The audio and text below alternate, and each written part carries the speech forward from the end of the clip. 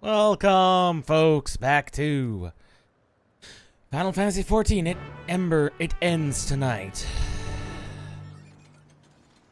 It does indeed end tonight. We have one final quest, Dawntrail. But since we were in such a rush earlier, I figured we might as well take a little bit of time to... Well, I would take a little bit of time to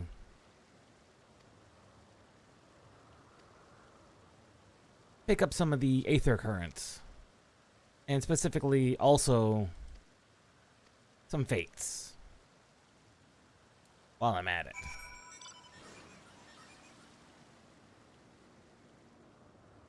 Since we need the increased movement speed.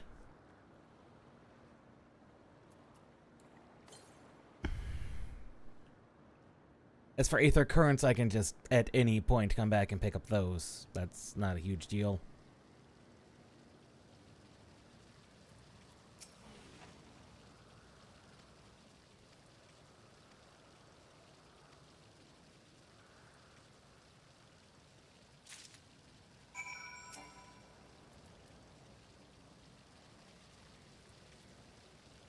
Throw in the old coin, the wishing spot.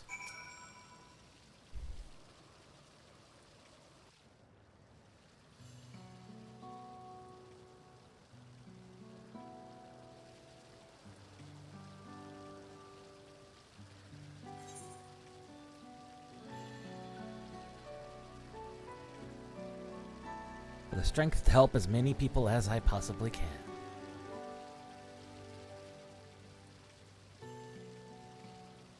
Oh, you have no idea, my good man.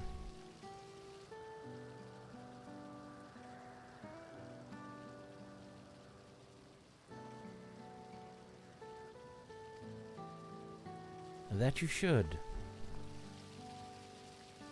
Especially concerning your soul who refuses to move on.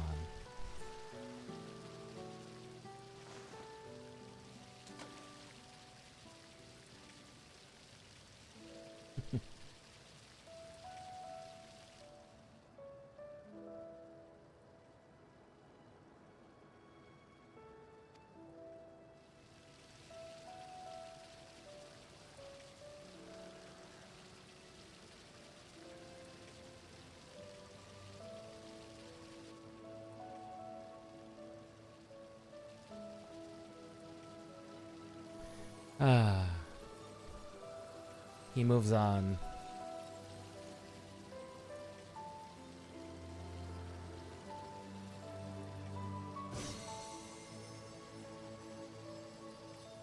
Unfortunately, there's no telling where his soul has actually gone.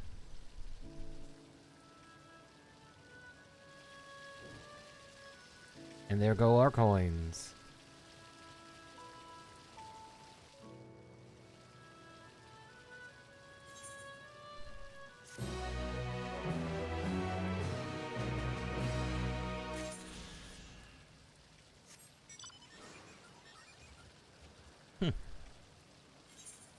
Looks like there's another boss fade up.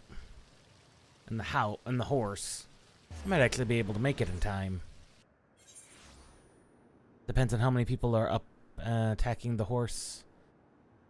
I might be able to make it in time. Especially now that I know how to get into there. I wasted a lot of time trying to get into there. The arena for the horse.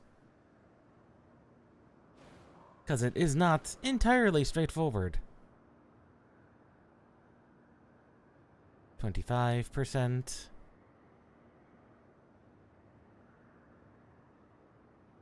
But yeah, for those joining, we are at the final quest line. The final quest of the main quest line for Final Fantasy XIV Dawntrail. There will be spoilers. There will be cutscenes. And there will be maybe death? That all depends.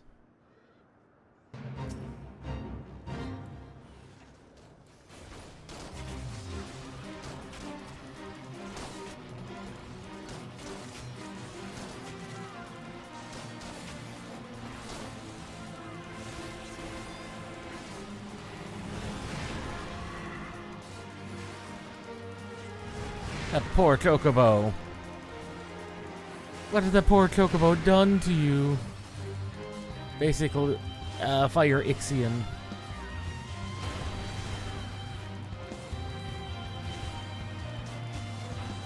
Fire Ixion. What has this poor horse ever done? This poor Chocobo. Not a horse. The Chocobo. Ever done to you? And that was the last of the shared fates.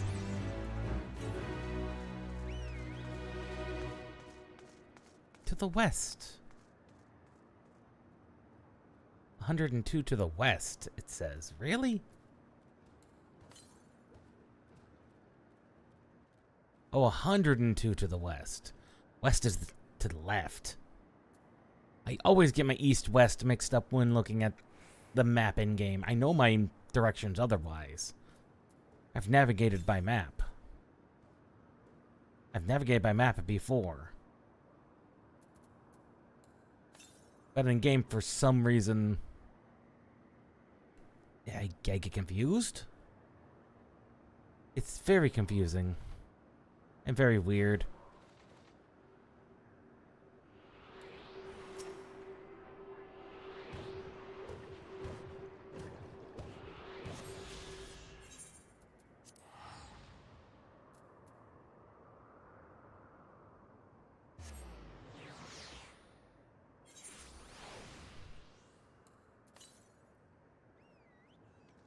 Let's see, the last two quest for Aether Currents are right here. In this restless Milala.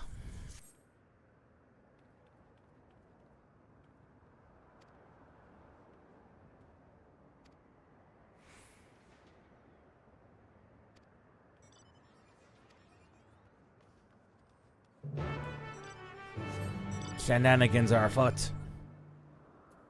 Shenanigans.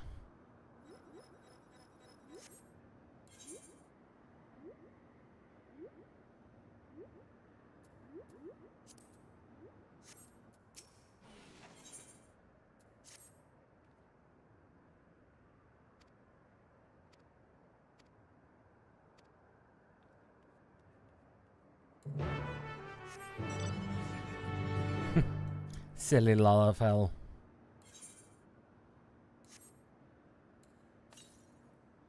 Honestly, we're not missing that many. 2, 3, 4, 5. Missing 5 Aether Currents.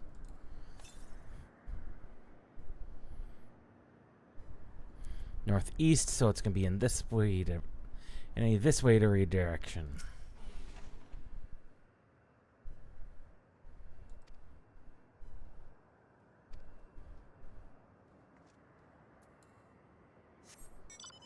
No, there's an advert, but that's not what we're looking for.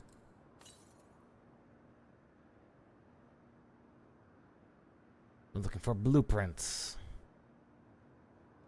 of some description.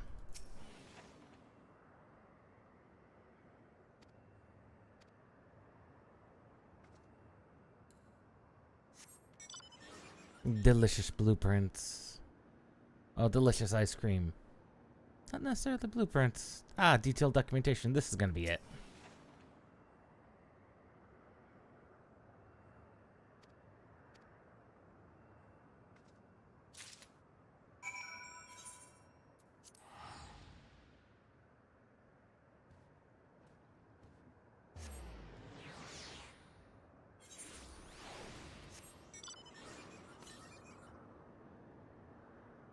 And now it's just to the northwest, so it's going to be in this passage here.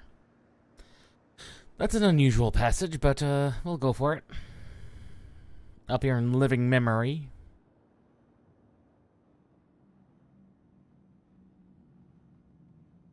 It's good to see that the base map is still the same. And you get to see players running around in it.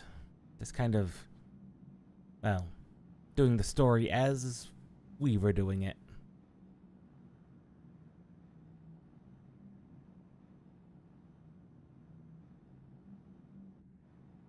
The fact that there is no music at this point is very weird. Understandable, but weird.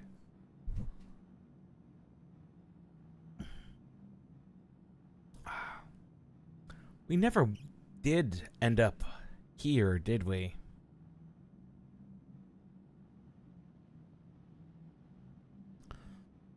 Don't know why those bombs are called pineapples. Other than pineapple grenades. Because otherwise that just seems counterintuitive? Yeah, counterintuitive, that's the right word.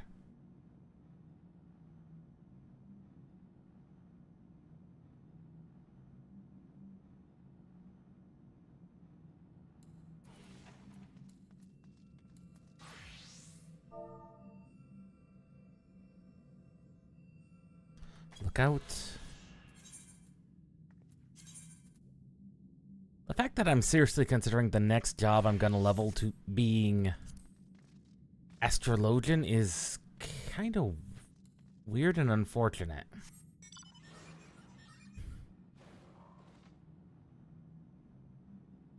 Game. Seriously. Oh. You have to go down properly, I guess. That is a weird wall to put there.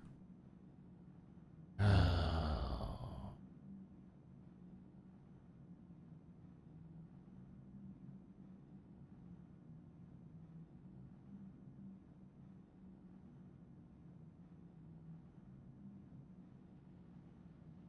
That just isn't right.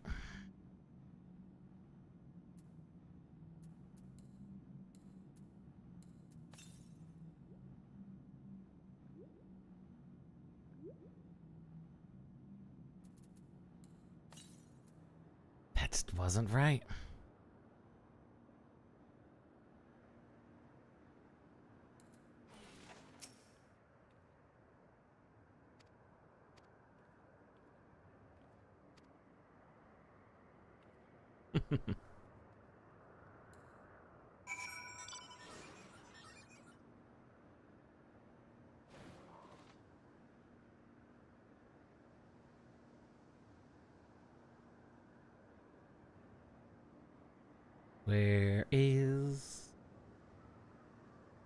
Where are these enemies?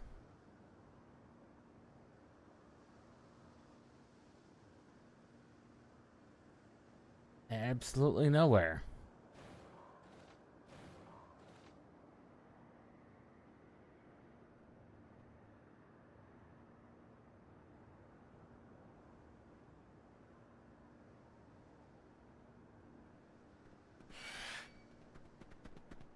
Mr. Scorpion, please leave me alone.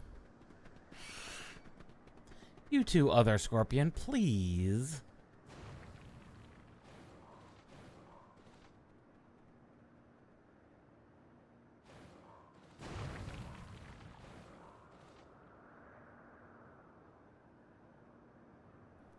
Bloody Scorpions.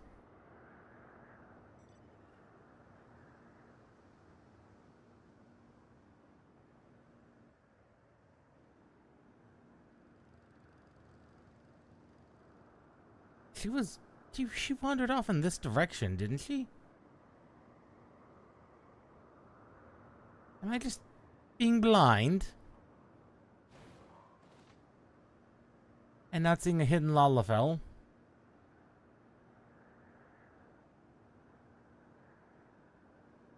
Like, I'm not stupid, am I? There you are. How did I not see that?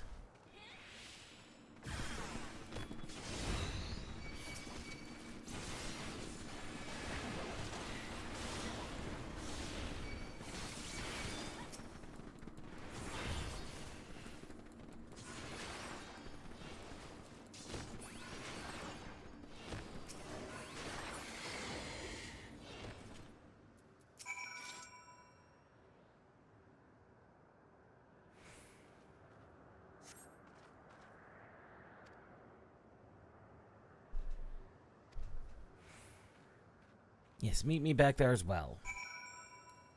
Oh. You're not having meet me far. Goodness gracious, Lalafell. 91 south. That means it was right in bloody front of me.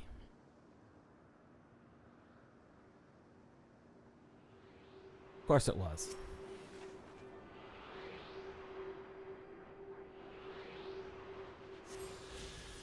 Of course it was. Windmill, windmill for land. It's four aetherites left. 4 aether currents left.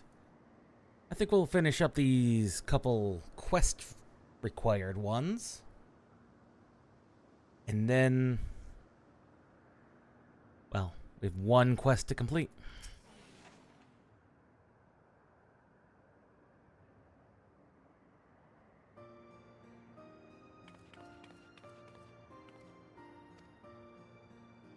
Of course I did under pressure.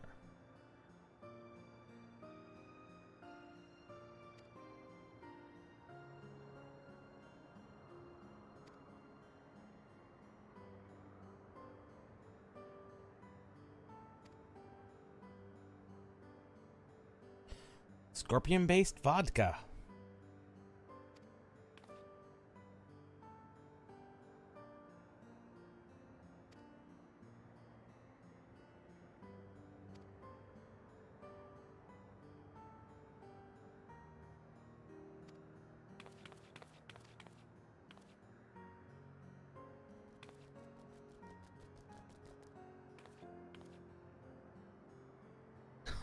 Rodents. Perhaps the little ones were seeking out some hot springs.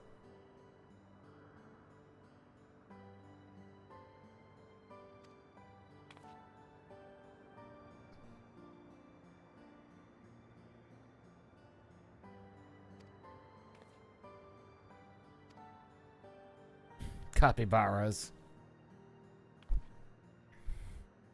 Some of the most chill animals on the planet.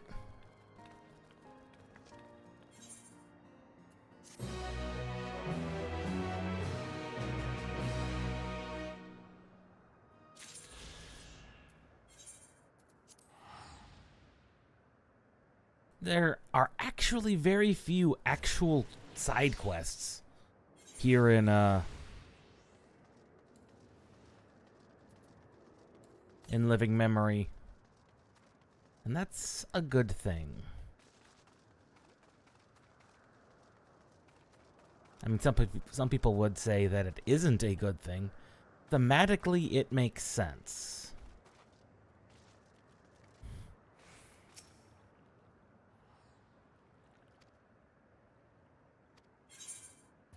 I did.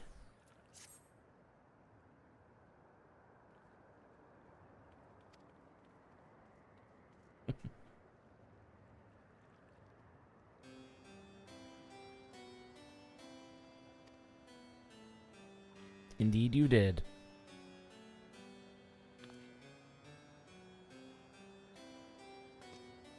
The Menos terminal. The Mezzo terminal.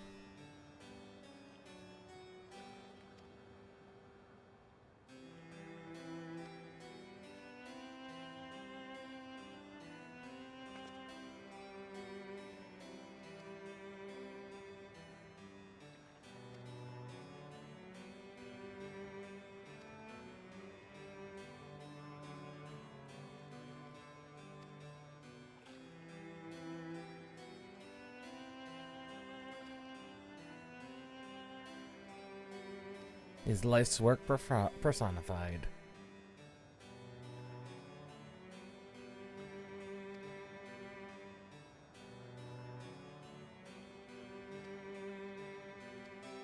Yes, may fortune favor you. Always as well. Great Lalafell.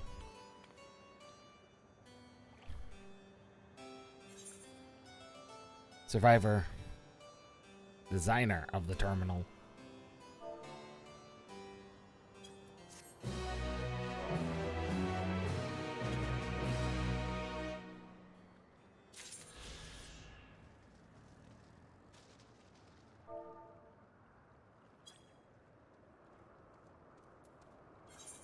Well, with the fates done and the side quests done, there really is only one thing to do. Track down the Aetherites to unlock flying. I will do that later.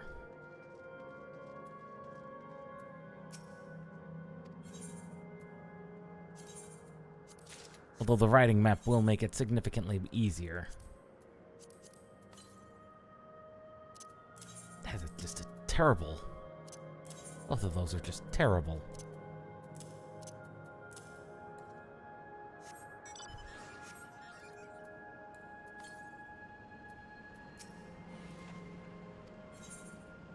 No, I think we'll track down the last remaining Aether currents. I do not know why I'm always stumbling over calling them Aether currents when they're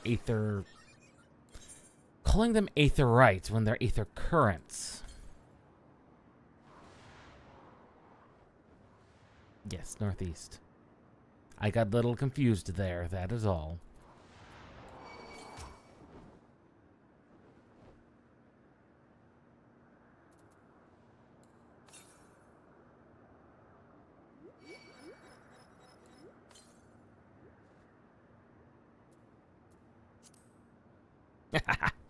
Good old Kyo is online.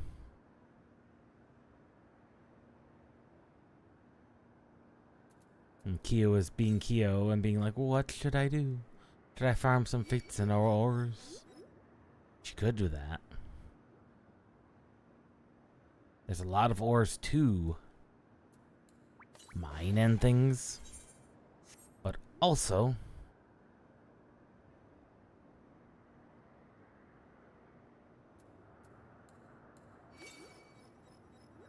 northeast.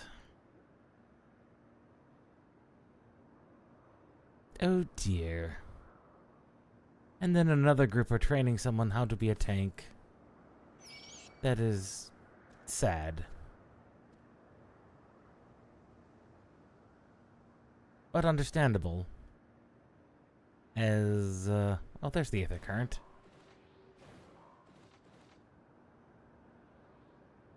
Warrior go harf.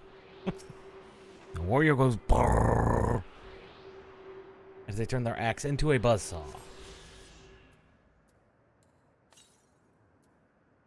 1,200 to the west. That's in Canal City, isn't it?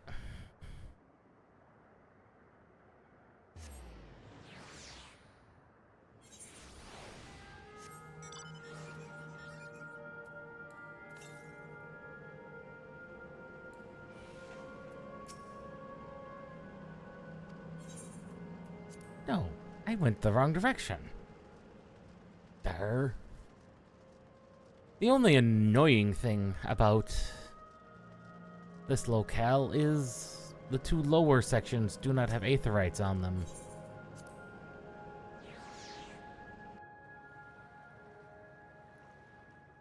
That's the only annoyance I've seen so far. With how this particular section is laid out. 3. There are, in fact, 3. To the southwest.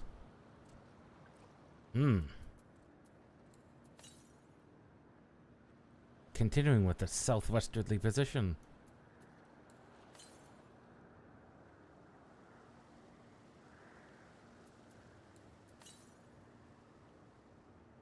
Straight south.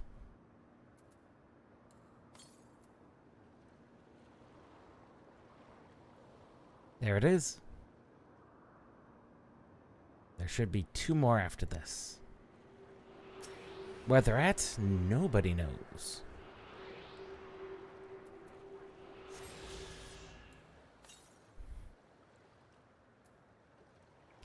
$700 north.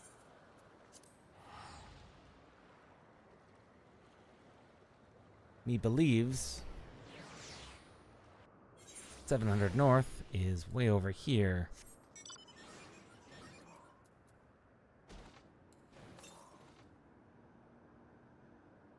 Well, northwest is to be expected.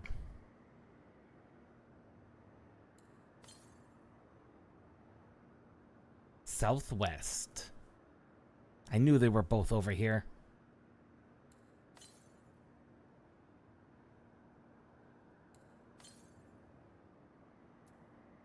118 to the south.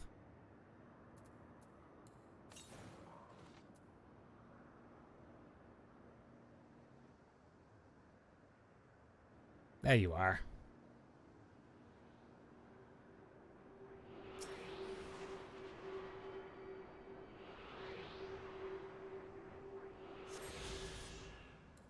One current to go. Then this ends tonight.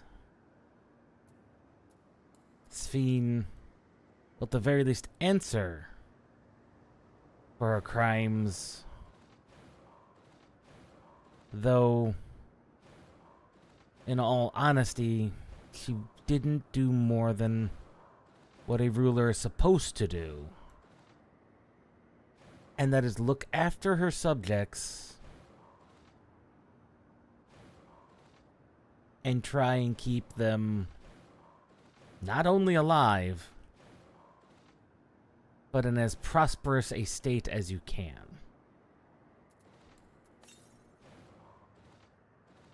So she didn't do anything too wrong, but invading another country to do that is just really not right.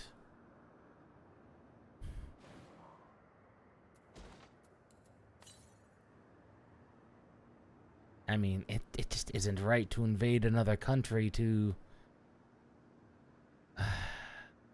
force that to happen.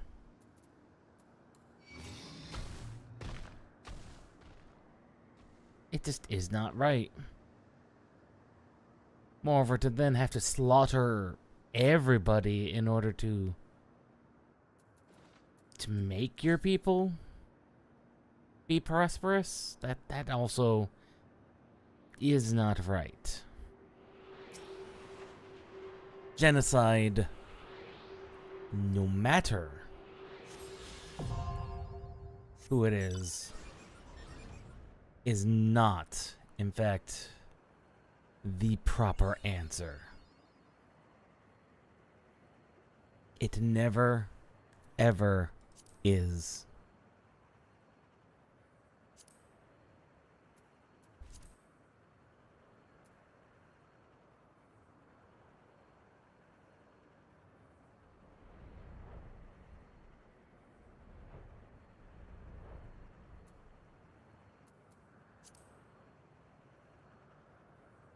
And with that, all the flying is unlocked.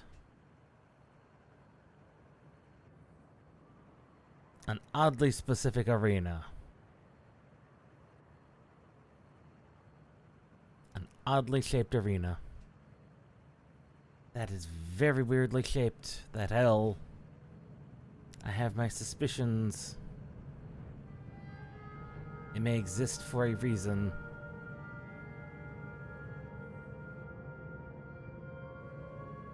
And now the music kicks in. That kind of does make sense. We shut down these zones. There is no music. There is nothing alive for there to be music for.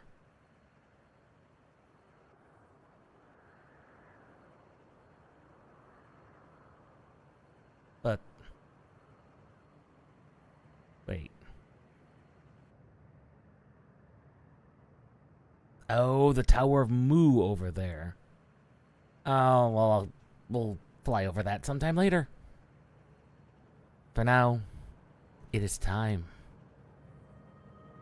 for Dawntrail. Alright, Book Lamont. Do your thing.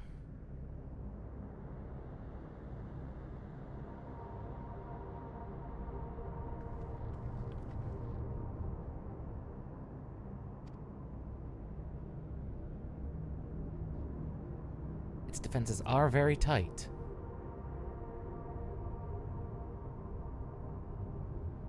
into the memory banks.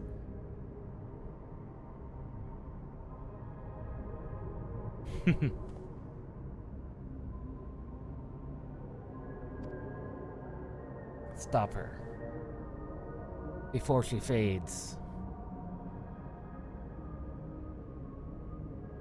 No guarantees of safe return. What other options are there?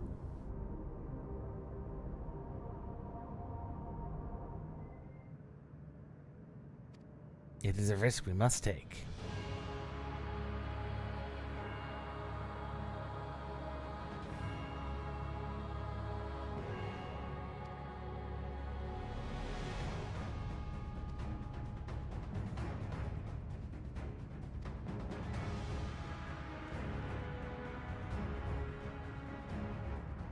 Correct. For those we've yet to meet.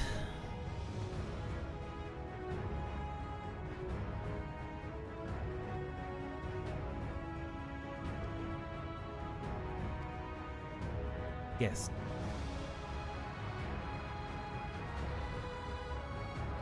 He is no fighter, and he is well aware of that.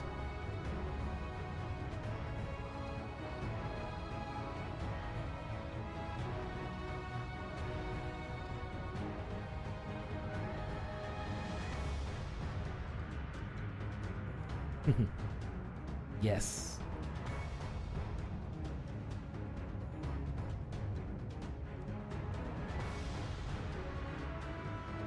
What we have discovered, thanks to the Golden City,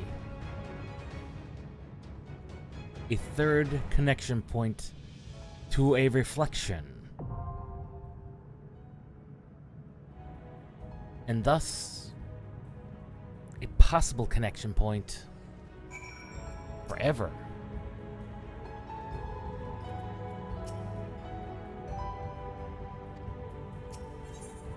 Are you ready?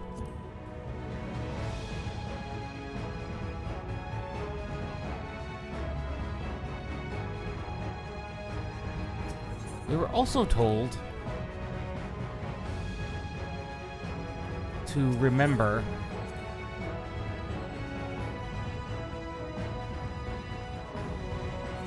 what the names of the last... Oh. Apparently I never did glamour that properly.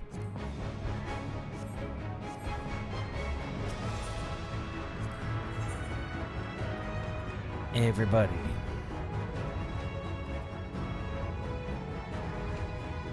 Sadly, there is only one healer, and it is Grahatia.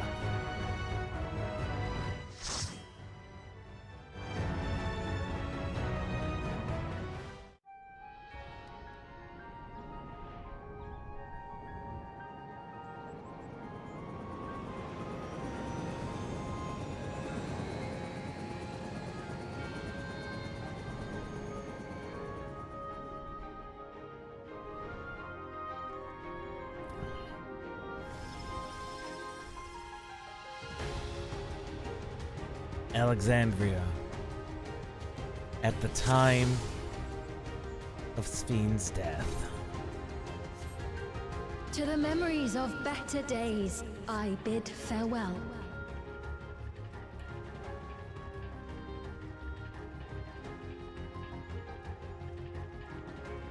Have you heard? Princess Sphne is here.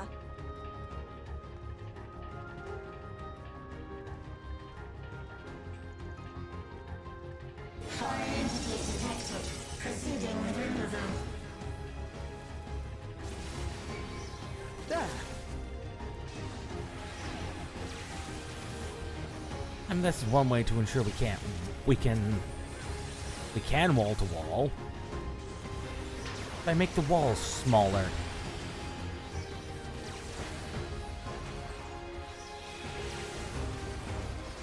There.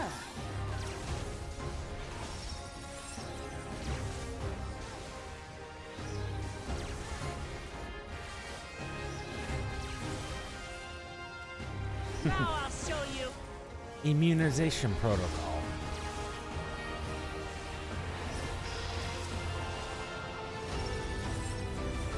queen riding on a blimp. Definitely.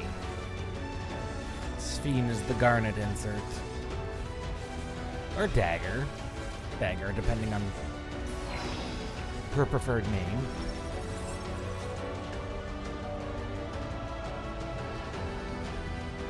Your smile means all is right with the world. If I smile, it is because you all smile for me.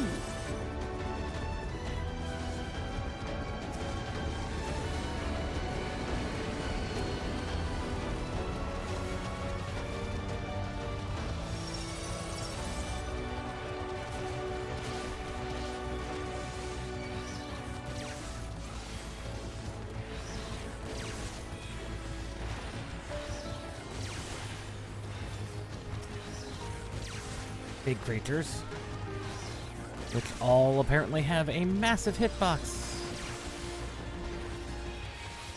meaning it is impossible to hit them all with my AoE.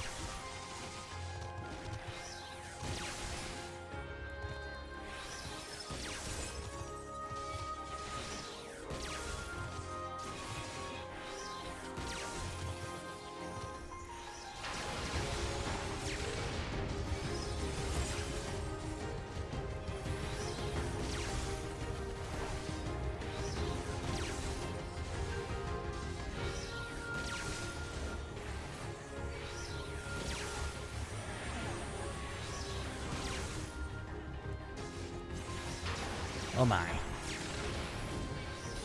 Here we go. One down.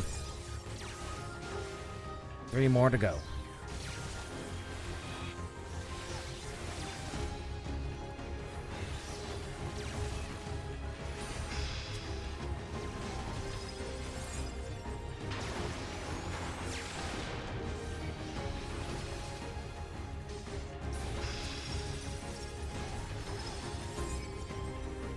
Really? Take that!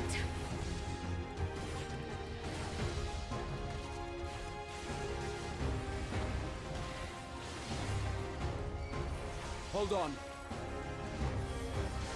There's no holding on, Graha.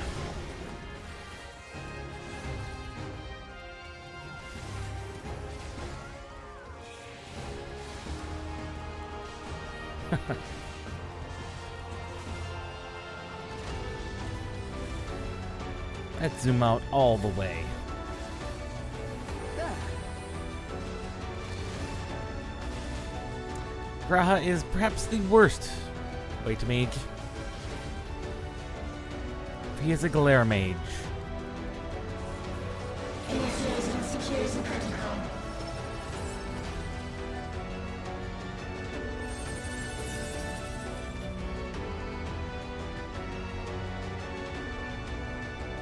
Ah, antivirus.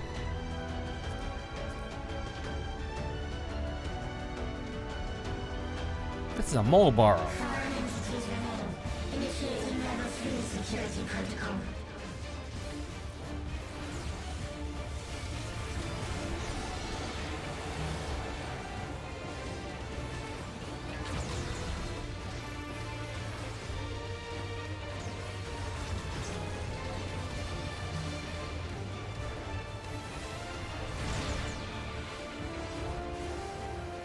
I have a feeling that was a all around.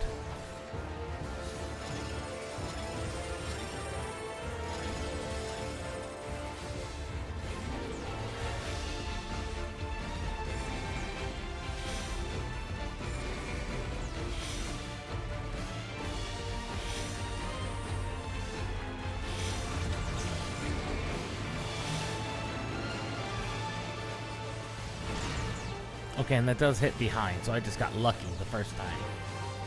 It just refuses to turn around, doesn't it? Like, I've been facing this direction all the entire time, and it refuses to face me.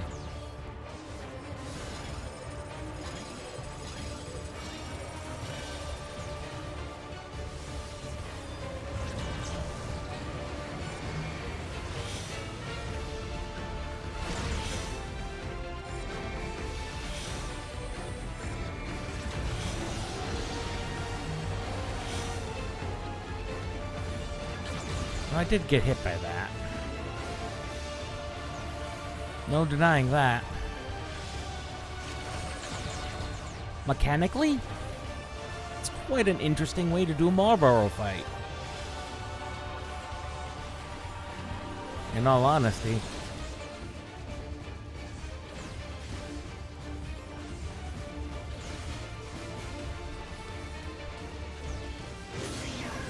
Hold still. Well, it's not really a Marlboro. It's more... What's his face from... Void Ark? The guy who belches.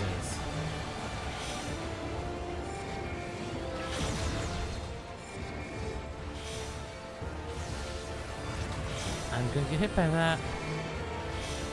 I'm gonna get hit by that too. I've got 3 vuln stacks. This is not good for me.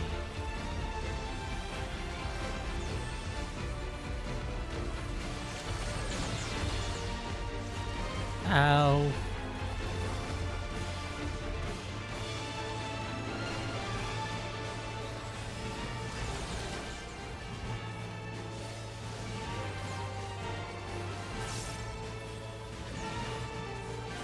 This node must be unstable. I got you now.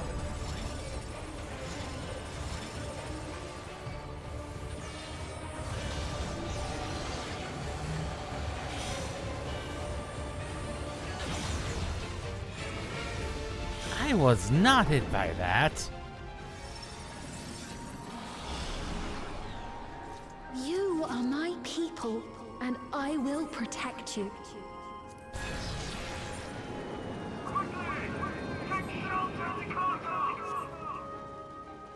The painful memories of war I lay to rest. So, this is what happened at the Storm Surge.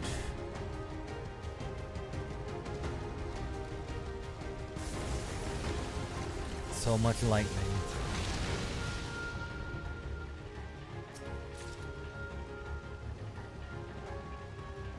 The castle in ruins. Foreign entities detected. Proceeding with removal. Hold on.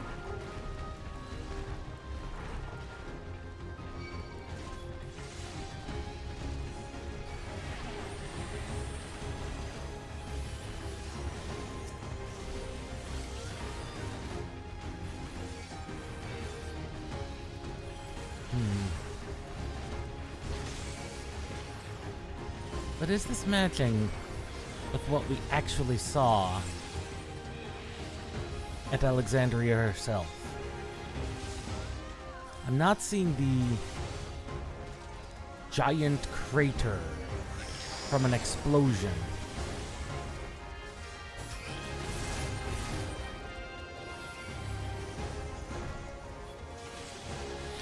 I mean, yes, there are marks of implosion, marks of explosions. But anything that would suggest an underground explosion? Not yet. And that's very weird.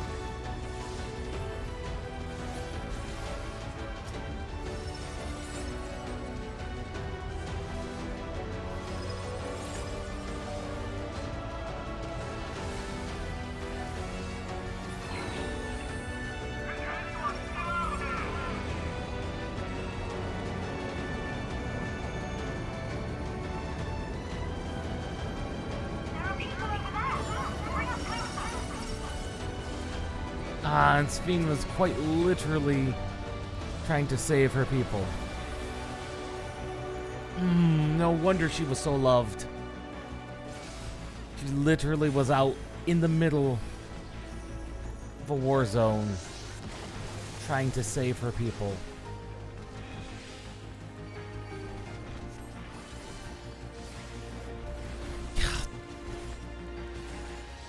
It's no wonder.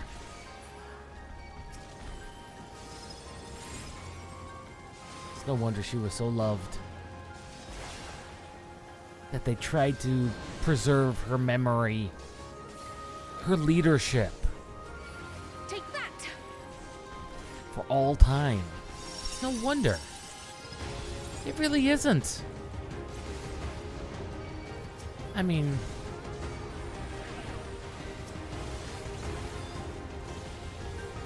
it would be like taking one of the most universally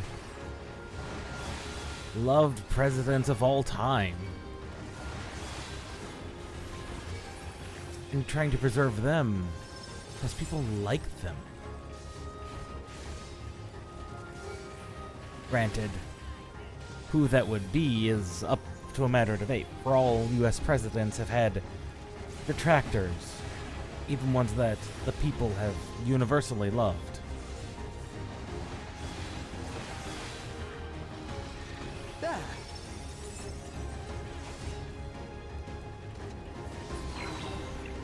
Aww.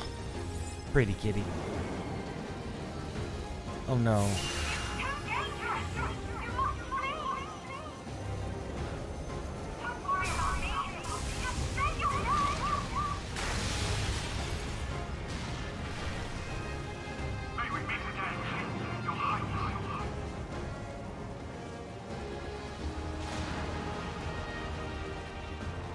Shielded her from the lightning.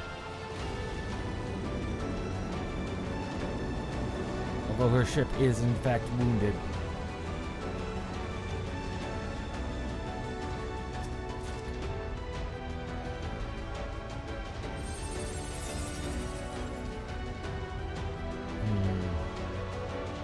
Boss number 2, an amalgam. Security breach confirmed. Initiating level 5 security protocol.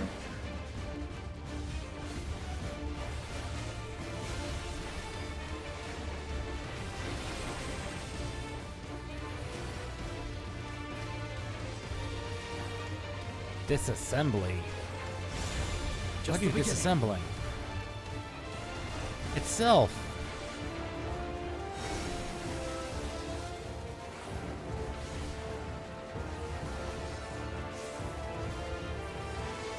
Oh god, I did not see, oh, I did not see that. That was dumb of me.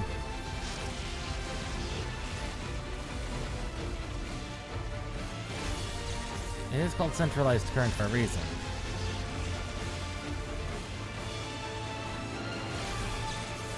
Same thing with that split current. Makes sense.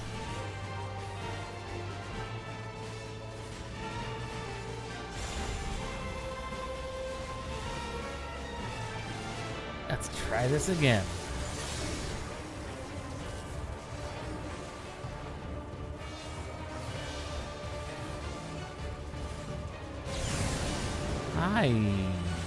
Okay.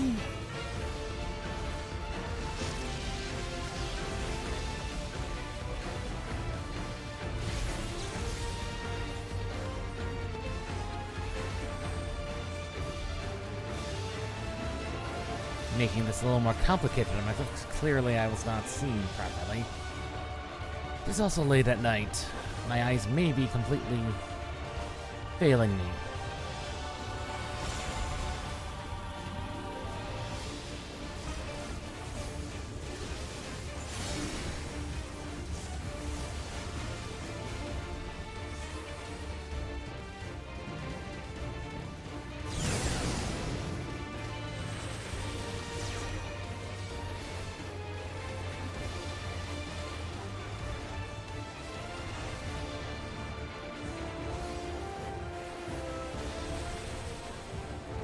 This should do it!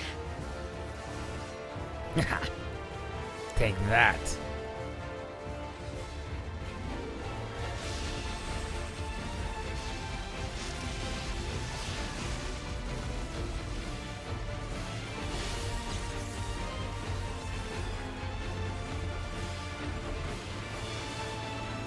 This should do it! Let's hope it does, Cryo. Of course, you can't keep shouting this'll do it and not have it do anything. Hold still. We're not even gonna get an LB off. Boo. Ring offended. Fear not. You will all live on.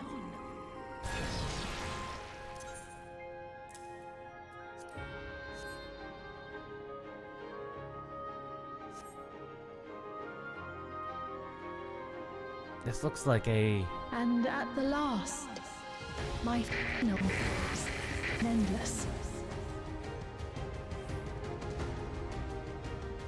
Her final decree is an endless. To create the barrier. Fire detected. Initiate safety protocol.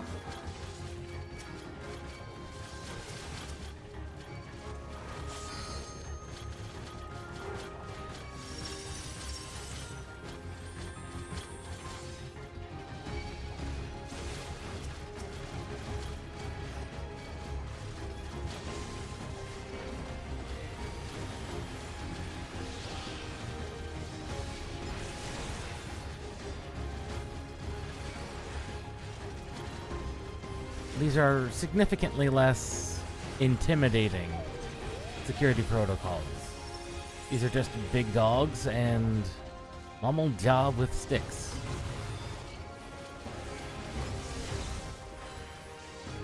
Unfortunately, as the core is erasing itself, well, its personality matrix it's built on, Hold on. the entire everything is kind of glitching out.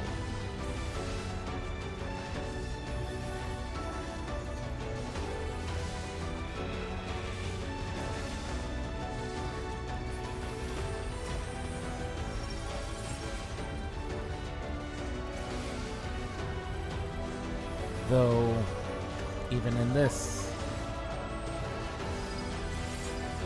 the game tells us and shows us she does only what she must.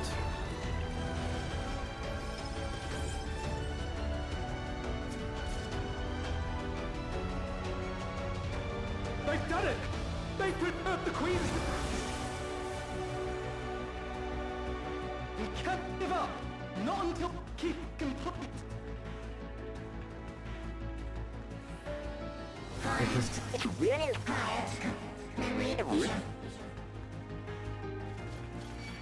how much of her will be alive, will be remaining at the end. It's hard to say. The Eternal Queen.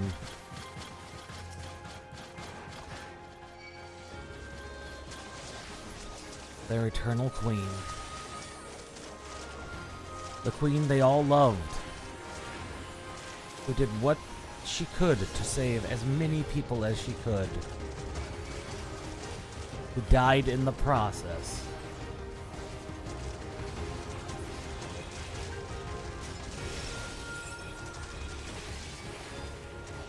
They would do what they could to save her. Not knowing in the process what they had done. What really they had done. A people desperate not for a solution to the problem.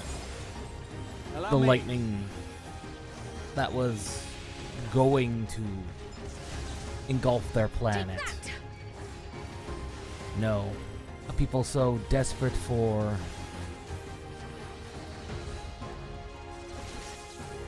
someone to believe in.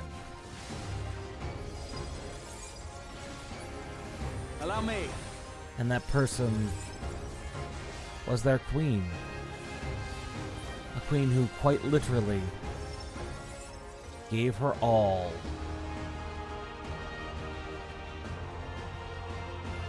Gave up everything for her people.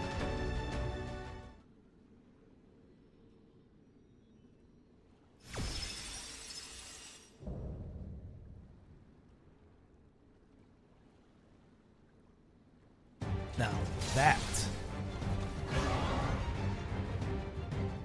is a design. Oh.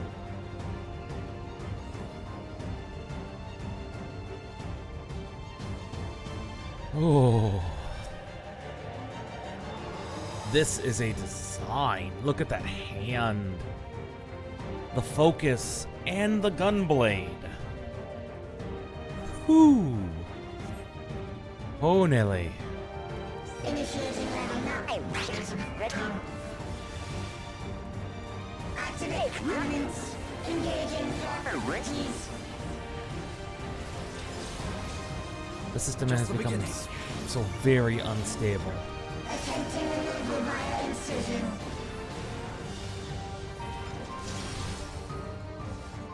Re-attempting removal via incision.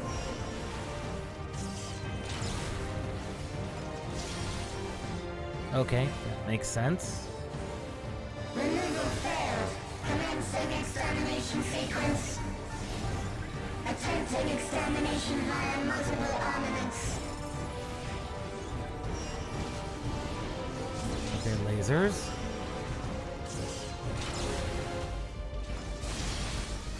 And that. I did not see that. Purging via armaments. Acquiring target.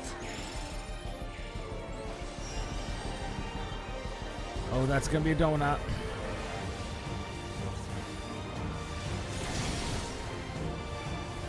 I missed that out. Exterminating.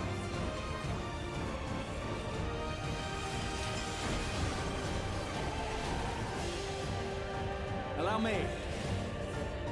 Commencing final attack sequence.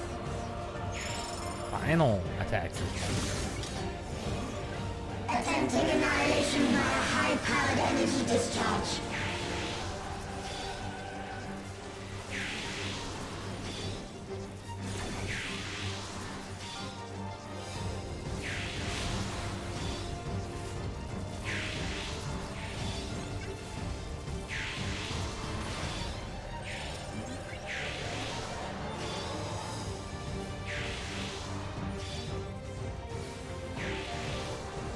Oh my.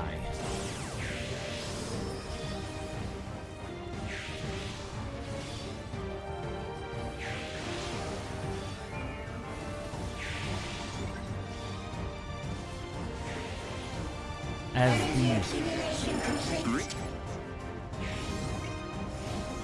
Initiating final attack protocol. well, they all got out of my wings.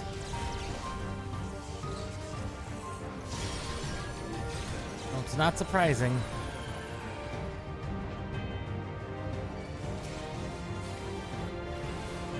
Back off! Foreign entities remain. Resuming annihilation. As a good A program would do.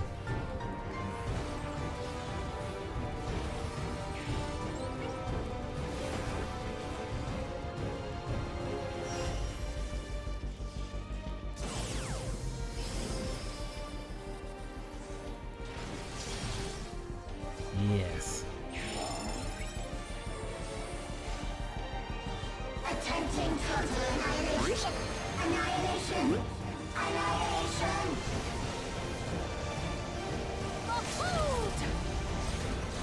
Oh my.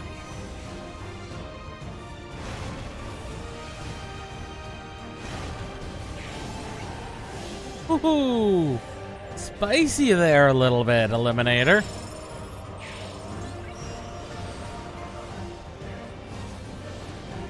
Oh god.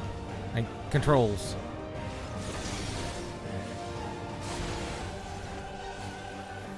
By that I means my brain went, oops, my controls.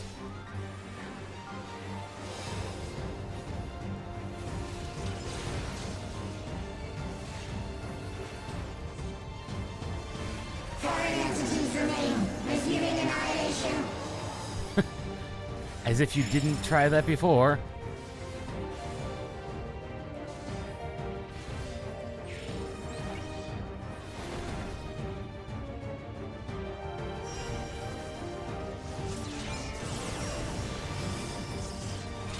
And that was, in fact, very risky of a maneuver of mine.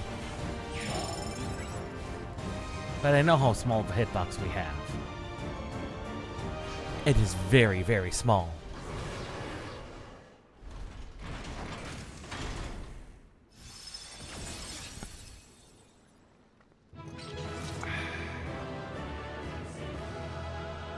How much of Sphene remains?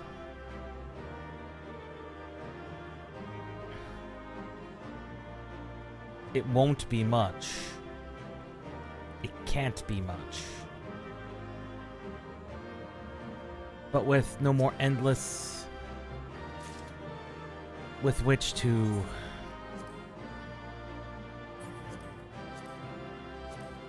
worry about, for lack of a better term.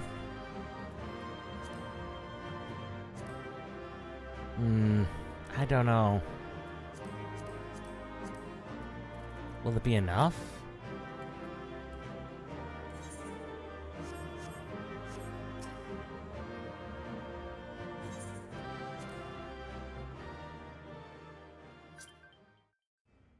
Will it be enough?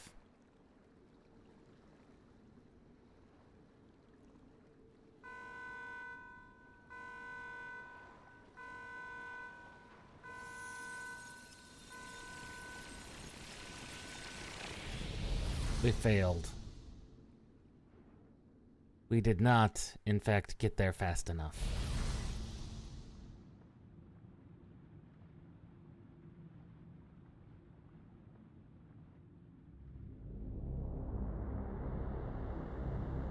All that is left.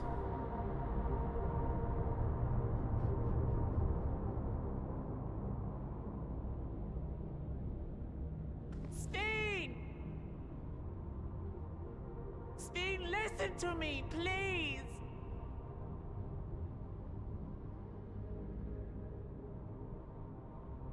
I'm afraid she's gone. She is gone. Synchronization will soon be complete.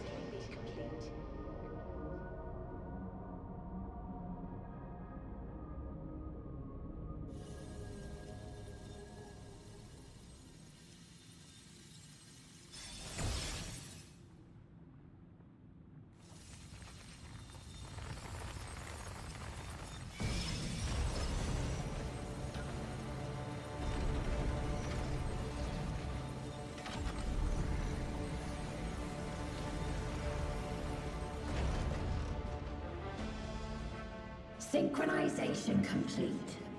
Data for the Endless Sphene has been overwritten and reconfigured. All shall be well, henceforth and in perpetuity. Forever will I keep and cherish my people. To that end, I have removed the remaining checks upon my authority.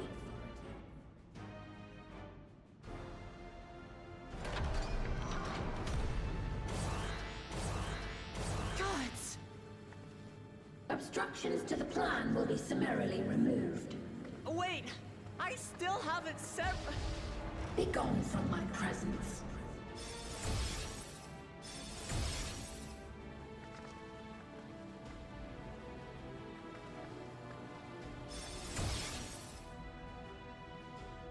But I remain. According to Eliminator's battle data, you pose the single greatest threat. Oh, but I do. It is about time I showed it. You will be erased, here and now. Oh, do you think this is the first time I've heard that phrase?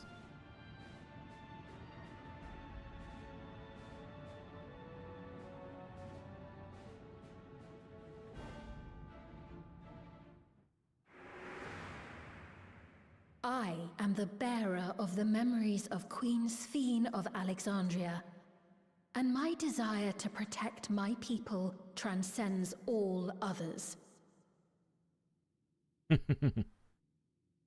We never gave an answer when offered If it to be were a citizen. could you have found another way?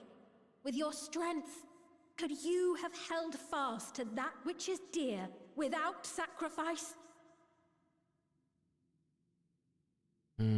That is the question. Listen to me. There's something that I need to tell you.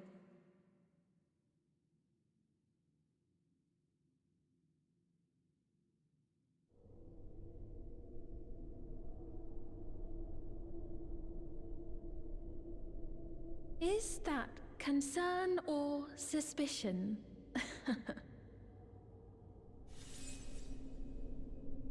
If things should take a turn for the worse...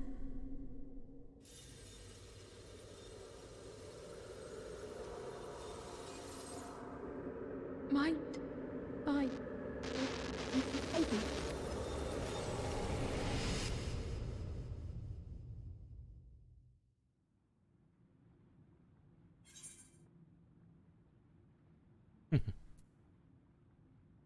I know what I have to do. We are alone. Obstructions to the plan will be summarily removed. It is time we showed off why we've been behind Wuklamat this entire journey, but not active.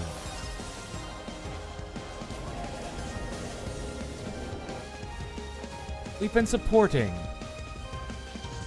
your magic versus my magic. Prepare yourself.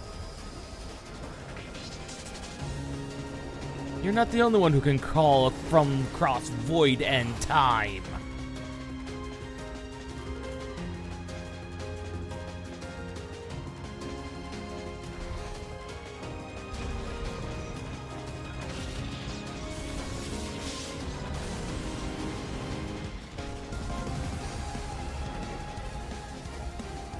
However, the symbol appearing above it was in fact the Asm symbol. It is entirely possible. Azim. Our our ancient incarnation. Or perhaps a version of our incarnation created that key to travel.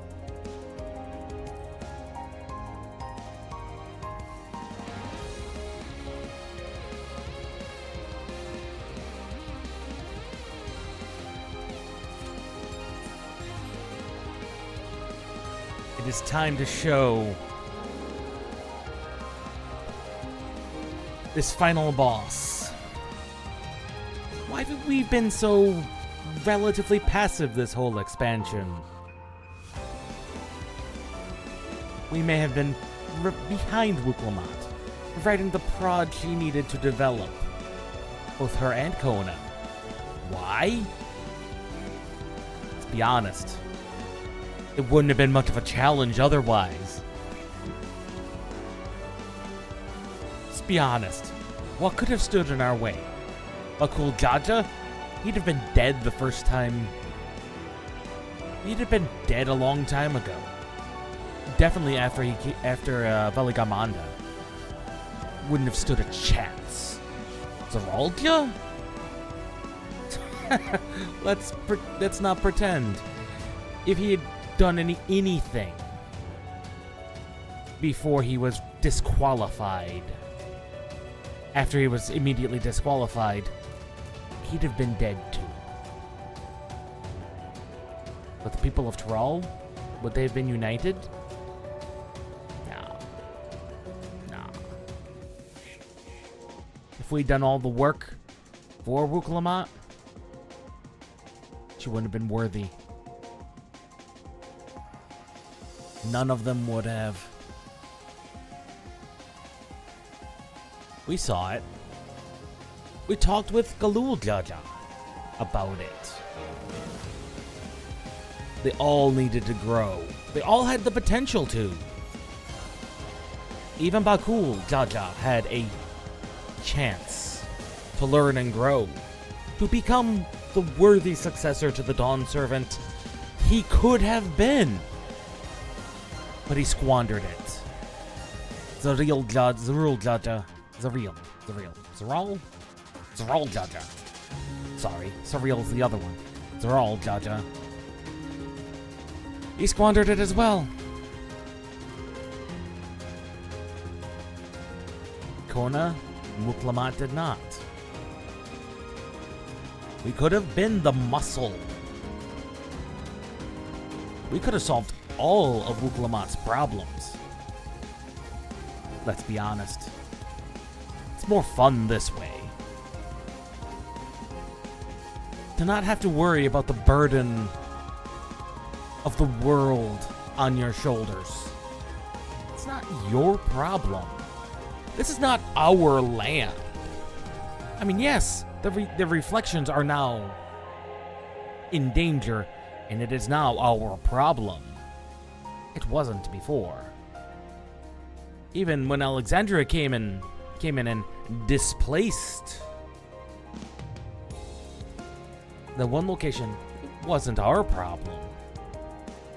It wasn't until the attack on Tuliolol that it suddenly became not just our problem, not just Wuklamat's problem, our problem.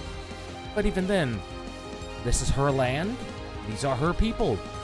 She will take the lead on this one. We will support her from the background to be the muscle she might need should something happen. We've reached this point without needing to flex our muscles, to speak. Realistically. And now, the final boss has singled us out. It has done the calculations and said, this is the one I need to worry about, because it's absolutely 100% right. We've done everything by letting Wuklamat do her thing. This is her land, her people. This thing exists specifically to threaten all universes, all shards, all reflections, and the source. It cannot be allowed to stand.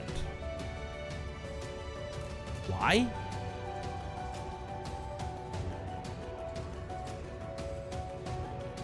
Because if it does threaten everything, it is our problem, not Wuklamat's. This is what we do. We will take the lead. For this is what we do. This is what we are.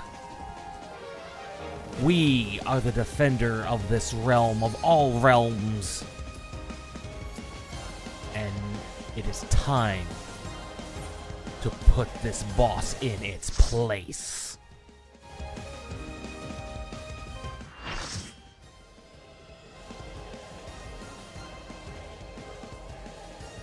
It wants to consume everything across all time and dimensions. The walls have been bridged. Be at ease, everyone. Your ether will soon be replenished. Let's not pretend. Friends from across space and time. It is time. Queen Eternal I will suffer no interference. must fall. Disappear. You cannot stop us. We tried this Wuklamat's way. It is now our way. Greetings and goodbye.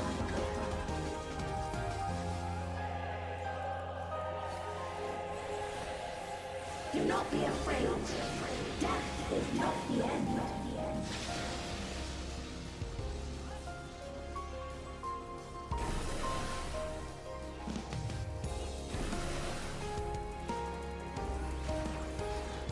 We require ether.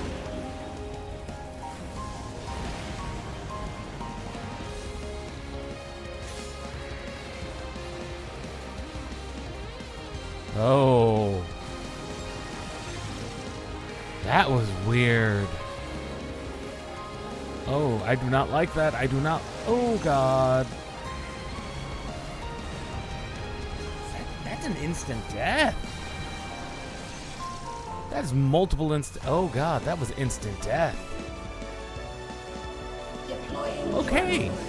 That trippy, but kind of cool. Sage. Please, please, get a tank up. Get one of the tanks up, you absolute fools. I realize getting the healer up is good, but now you've got a tank buster on your... Oh. Oh, he survived! No, he didn't. No. No, he did not. Do not be afraid. Death is not the end.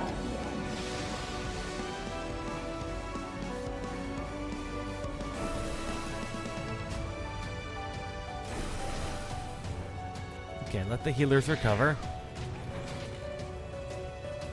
I will show you the world beyond. Oh.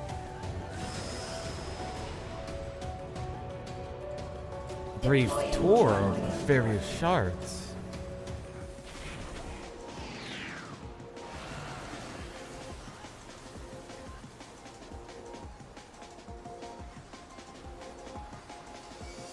Okay. Balance.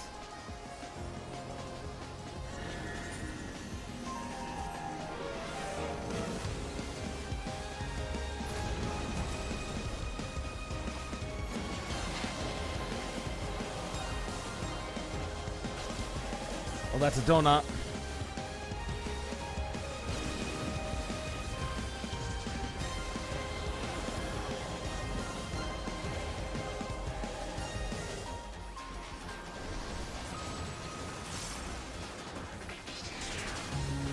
There we go.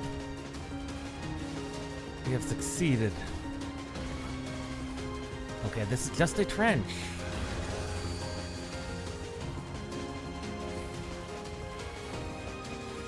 Deploying drone. We require ether.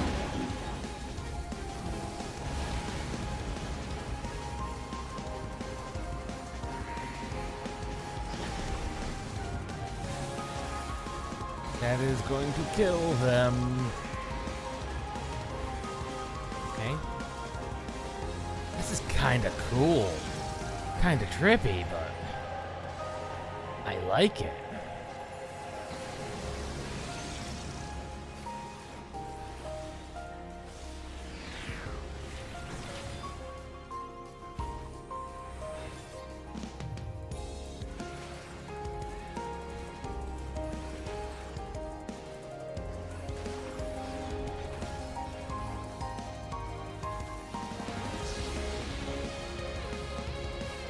Okay.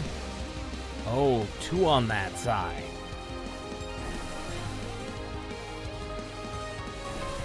That could be quite good in the extreme.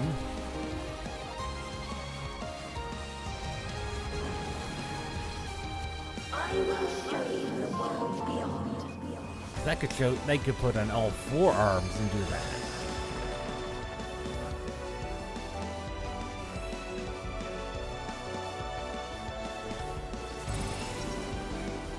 Oh.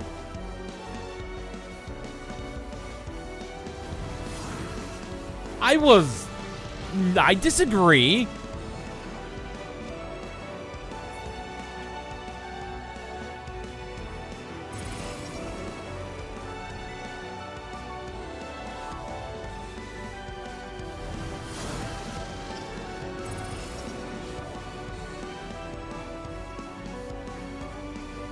Do not be afraid. Death is not the end.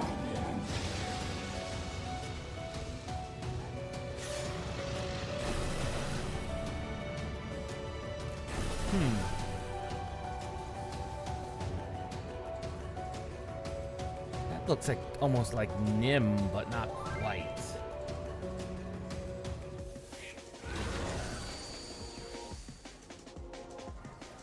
Deploying drone.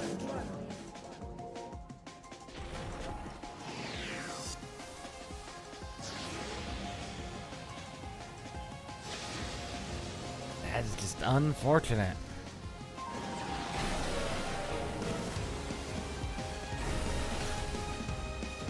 That's a donut.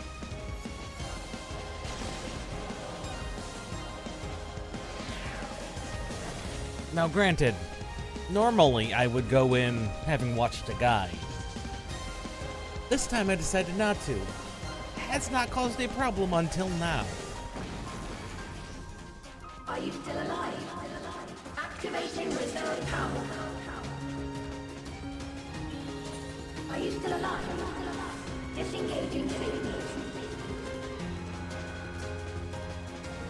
Target area delineated. Commencing erosion.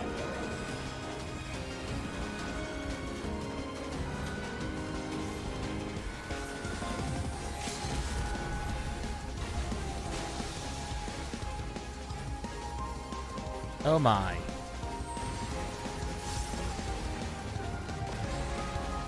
I'm dead.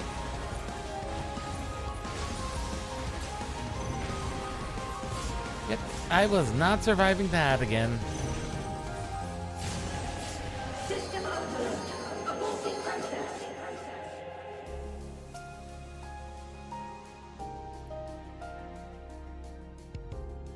Of course, we don't have any DPS who can heal.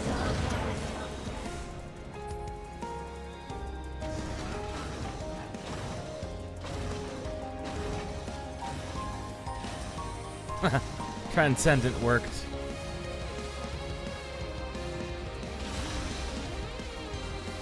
Deploying drone. We require ESOC.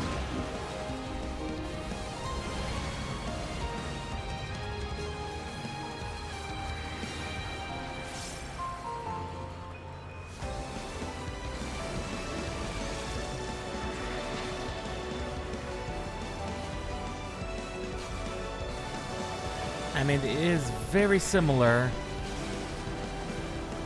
to the Velagarmanda fight with the snowfields. Finally. Are you gonna show us another world beyond? Oh. God, feel these people. Let us rise above.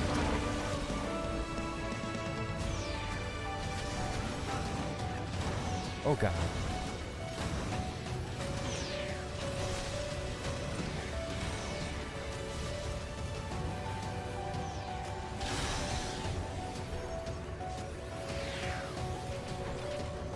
Are you still alive? Recommend Razor. System overload. An error has occurred. A system overload. Confirmed.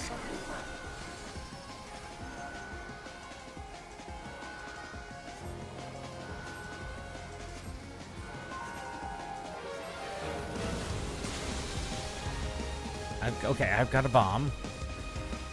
Got a 13-second bomb.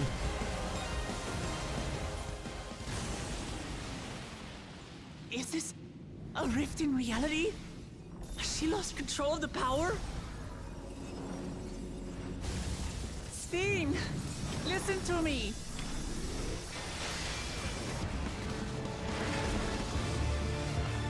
I will Clement. I understand. I do. And I know that you won't be swayed from your course.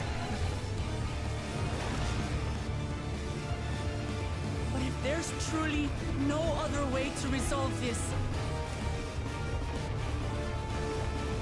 then face me.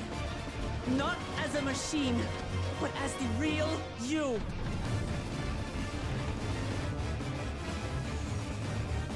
Lamachi.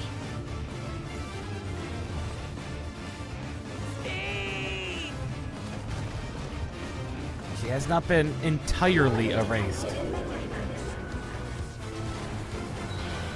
Steen has not been entirely erased.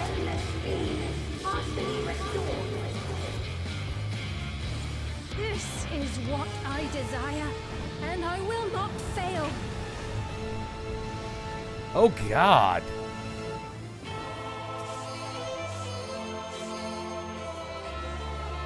I can't bear to lose them.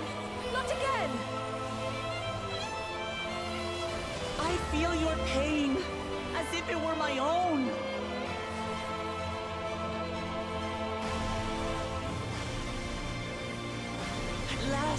think I know you. All of you. How can you say that to me now?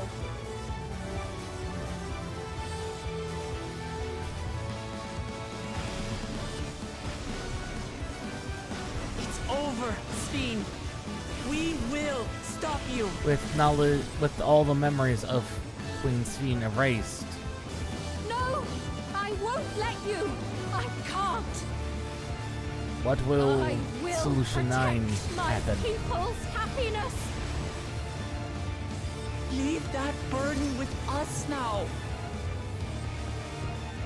We will bear it in your stead.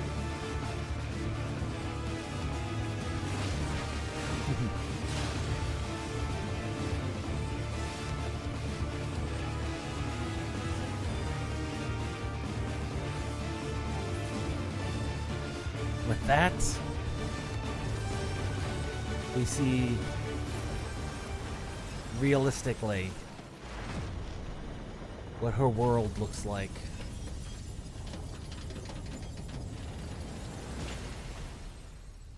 A world ravaged by eternal lightning.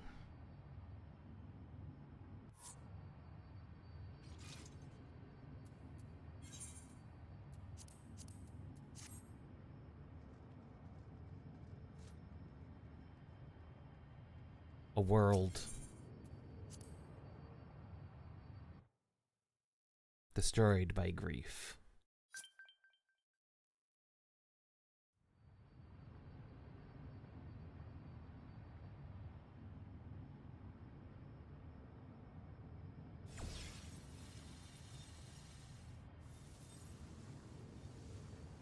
Sphene!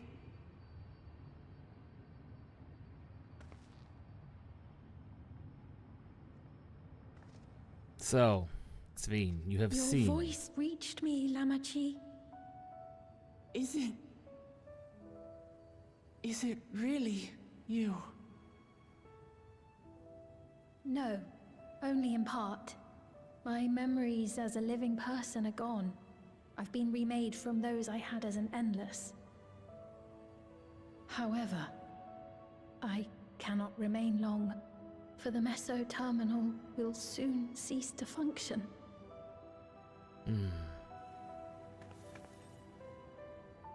Once, you wanted to know me, Lamachi. Let my last act be to give an honest accounting.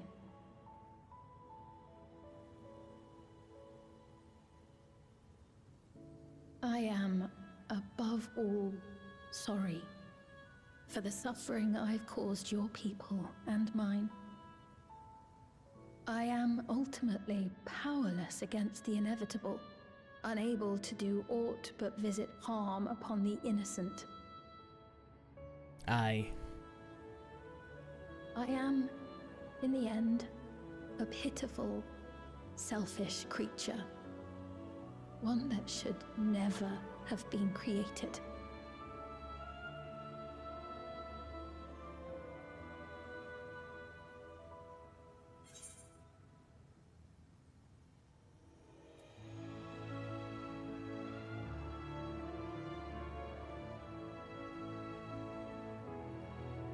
These are all true. She is a system created to sustain Alexandria, which existed in the direst of circumstances.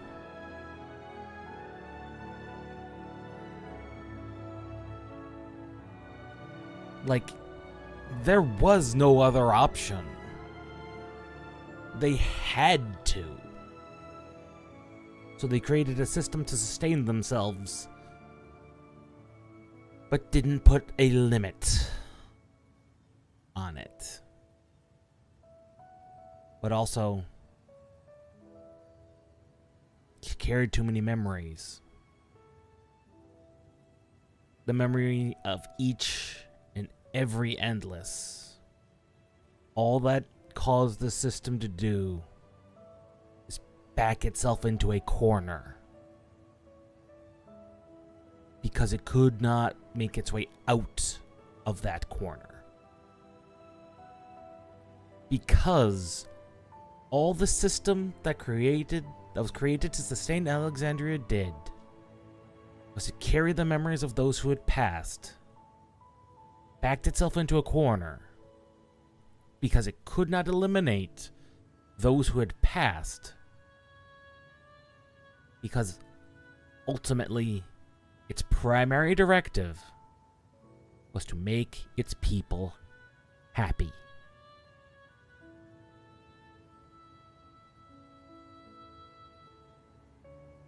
These all three are true.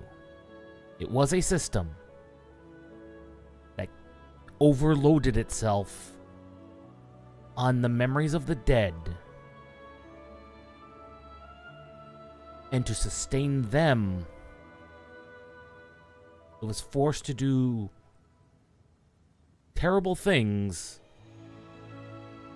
because its ultimate objective was to make all its people happy. No constraints on who it was, living or past. It's all true. Ultimately, its problem was it strove to make its people happy. All of them. Our nations are worlds apart, but they feel so close. Who knows what we could have accomplished had we walked together towards a shared future. And yet, it could never be so. We each had our own to protect. We did. If only I had met you when I was still alive, then perhaps. But it's no use dwelling upon a miracle that didn't happen.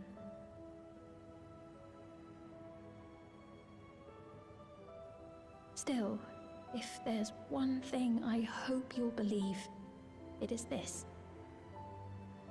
Brief though it was, I treasured our time together. It pains me to think that its memory will disappear along with me.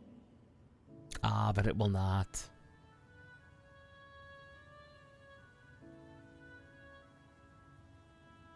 I know I have no right to ask this of you, but when I'm gone, my people, will you? We'll take care of them. Don't worry. And we will never forget the Endless. Neither them, nor the time we spent with you.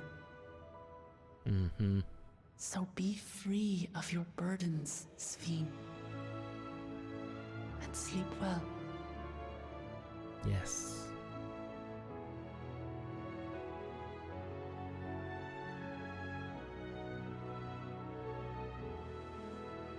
I will. Thank you.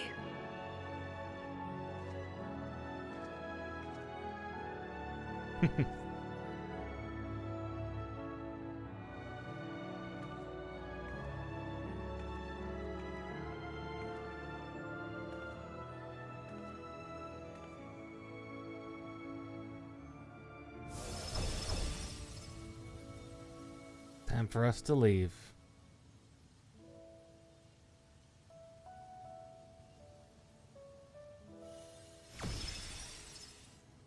Can we take this with us?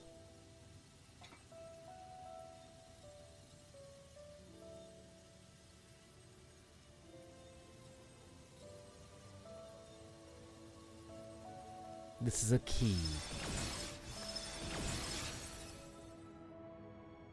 Why did it bear the symbol of a Zem? Farewell, my beloved Alexandria.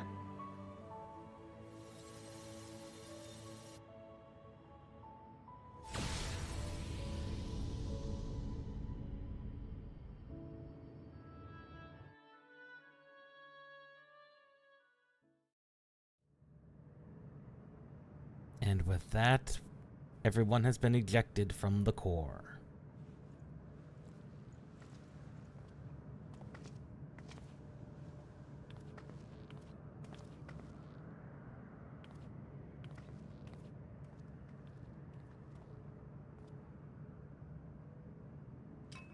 I have the key.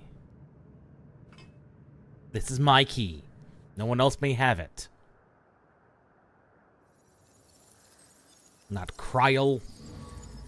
Not Raha. This is mine.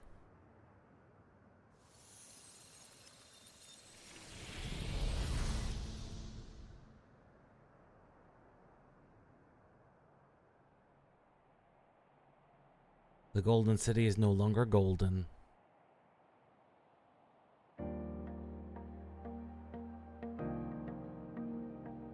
And the sun rises on what's left. So it was that the Meso-terminal fell dark, and the Endless departed for oblivion's embrace.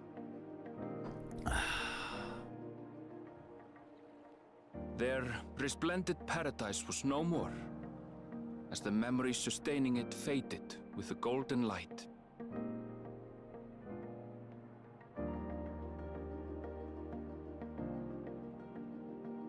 Even so, in a way, they live on.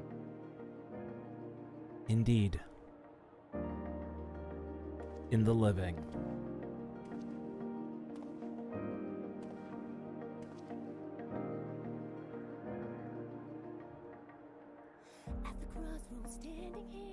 This I felt with conviction, as I basked in the glow of a new dawn.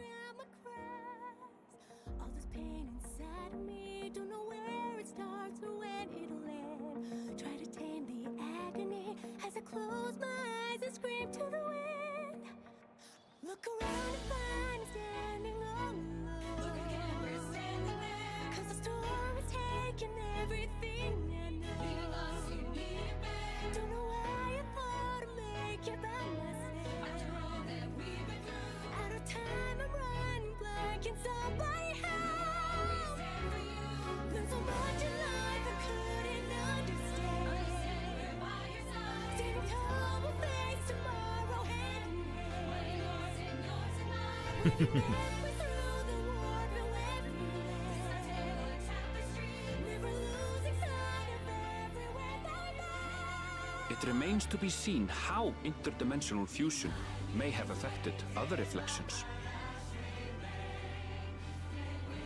Kryl's parents spoke of the power's capacity for both good and evil.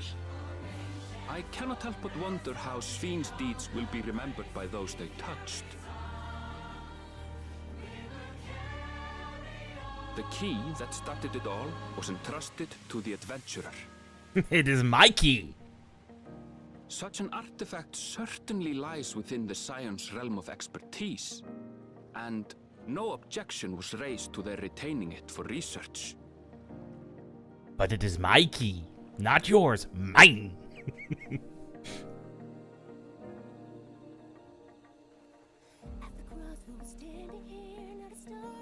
By order of Vau Kona, the Sky Deep Cenote was placed under the strict watch of the Landsguard.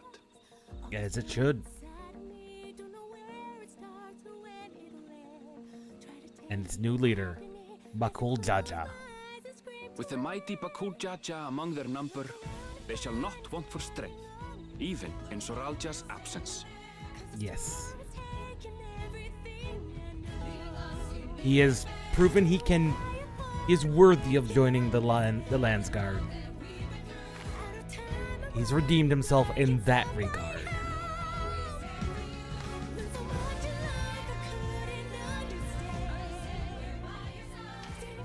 Upon learning of their queen's passing, the people of Alexandria mourned and wept. As they would. Having devoted herself to sparing them sorrow, the sight might well have moved Svin to tears. However, with Wuklamat carrying on her legacy, I have faith that her subjects will know joy once more.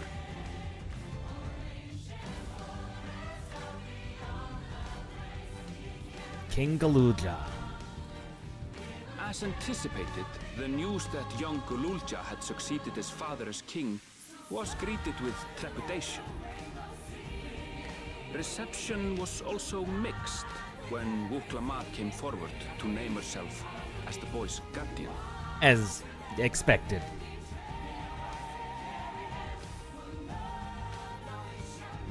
But the people were mollified to learn that Everkeep's systems remained operational, and there would be no impact on their lives. And this is true.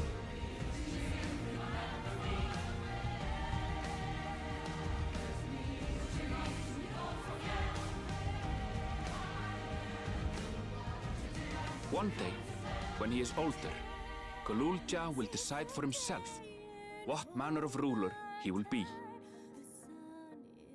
Till then, he's got a lot Till of that learning day to do. And beyond, may the path of the young king be illuminated by the love of family.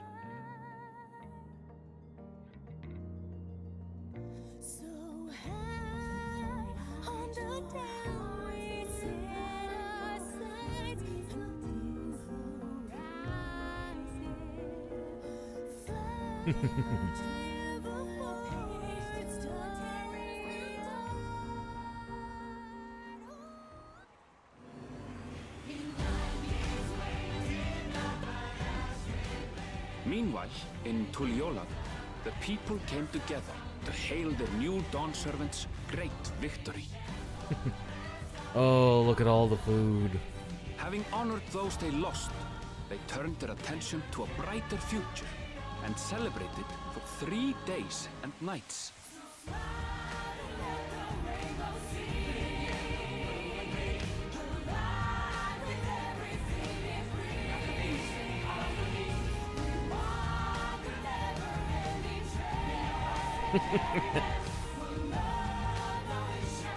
But what will you do?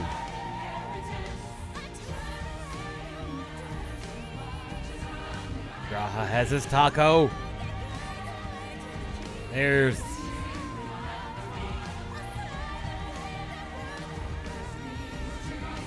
Alize.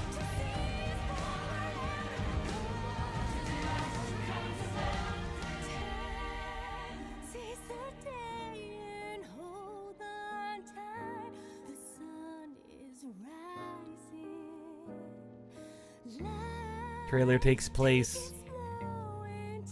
The trailer literally takes place in game at the end. These are near scene for scene recreations. I love it. Not everything had been resolved, though. No. Those who had spent 30 years in the Dome struggled to resume their former lives. This and a host of other challenges remained. I bet they would.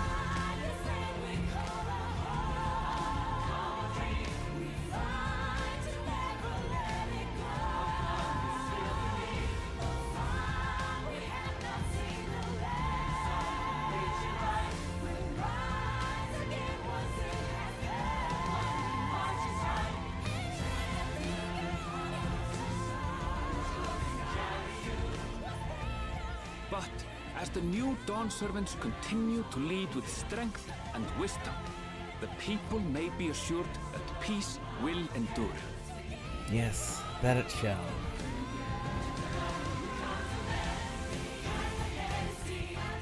That it shall.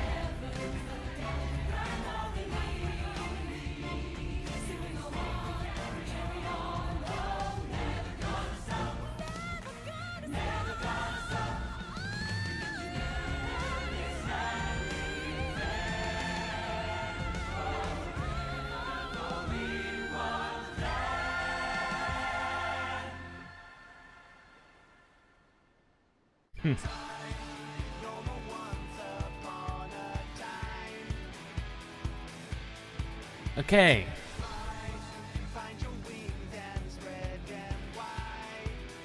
Okay. It's time for thoughts, I suppose. Honestly, it's been a romp of a journey. Many tropes that I could call, and did call, fairly by the books.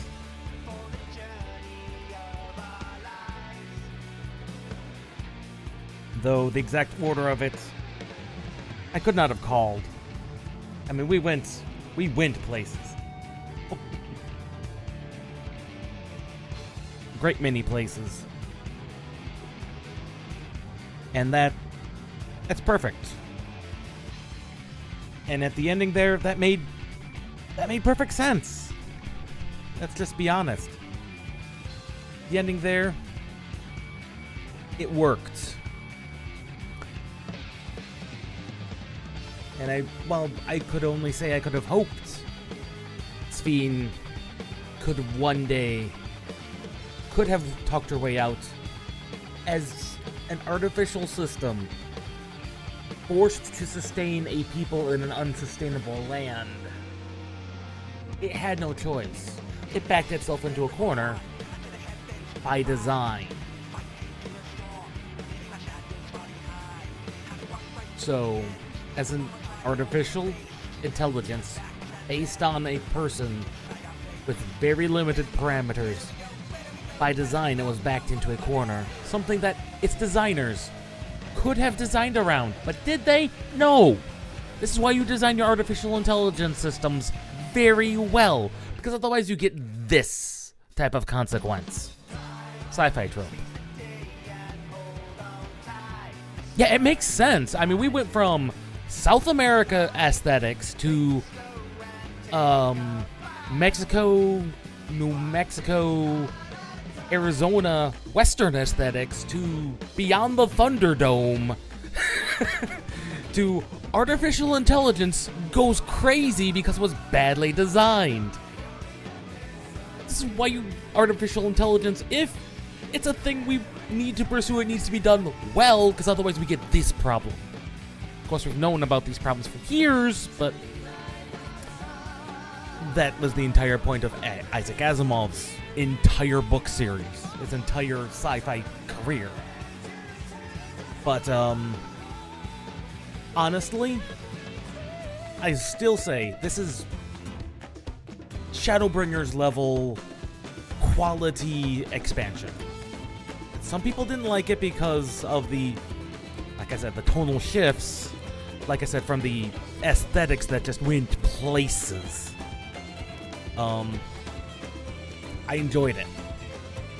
And as a basis for future stories, we now have a key to an interdimensional gateway that is stable, that theoretically could connect to, if further research is done, it could connect to any of the remaining reflections.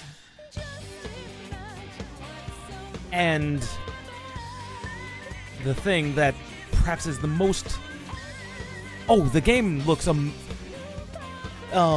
This expansion had the first major graphical update to this game. It is absolutely much better looking now than what it ever was, trust me. And they pulled out all the stops.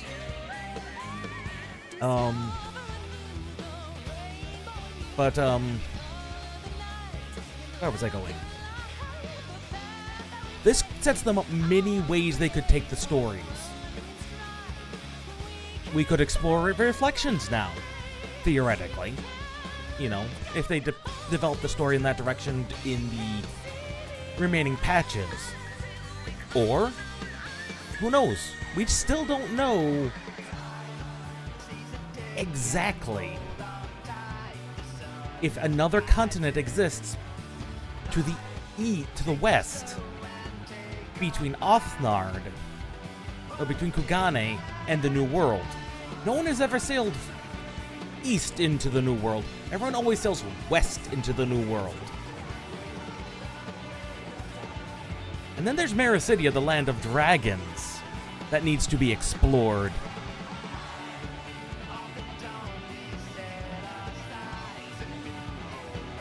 Who knows where they're going with this?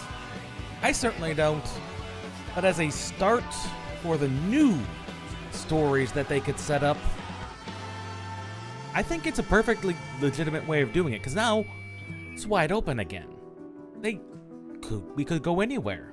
We could do anything. And that was the point of Dawntrail. Endwalker was a culmination of a 10-year storyline. And I remember playing that one God, that one hit in the heartstrings. This one, it didn't. Great story, great characters, couple of moments that some people have said they brought them a little misty-eyed. I saw them all coming, but I'm well read, relatively speaking. But also, it was still good. It was a good romp of an expansion. That's really all it was. An adventure, a good old romp. And then at the end, when things finally got serious, it's like, okay, the game acknowledges, okay, you've been supporting Wooklamot basically as a supporter because otherwise you'd have solved all the problems in advance. The game knows this. The writers know this. Oh, definitely no new stories under the sun. It's all in how you tell it. The tropes all exist. Whether you use the tropes or subvert the tropes, there's a trope for everything. And it was all very good, very well done.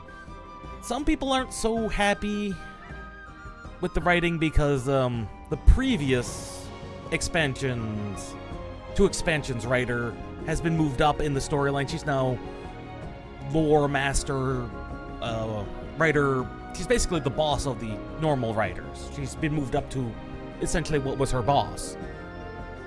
And she's a terrific writer. The last 2 expansions have been award-winning. This one, the community is a bit more mixed on its reception. Possibly because of the fairly obvious trope turns. But I've never had a problem with that. I read books that are like, I read Dune for fun. I read history books for fun. I read Lord of the Rings for fun. I read many books, many types of books for fun, and it's like, yeah, these are full of tropes. Yes, some of them are plain schlock. Neuromancer is one I've read, and that one was like, oh god, I saw that one coming like no one's business. But that doesn't mean it's not a bad book. There's very few books I've read that have been like, oh, that's just a terrible book. Shoot, I've read several Tarzan books, and we all know what those contain. And they weren't bad. You just gotta know what you're getting into. Some books are just full of, well, that was a thing. There's always something you can take away from a story. And this one, whereas Endwalker was, yeah, life's hard. Yeah, it can get depressing. Yeah, sometimes you're gonna feel like you're gonna want to give up.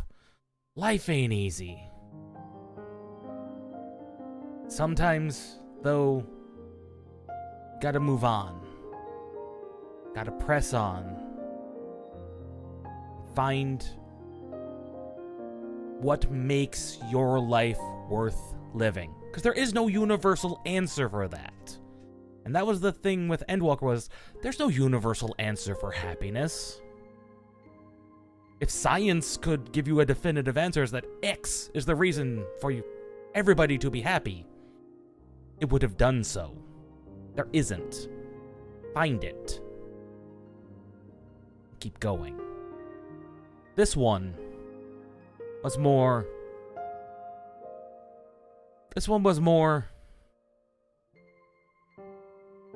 We all come from somewhere. We have a past. But more than that, those that have come before us have left us a legacy. Good or ill, they left us a legacy for us to deal with. But those who have gone before us, they're never really gone, so long as we remember them.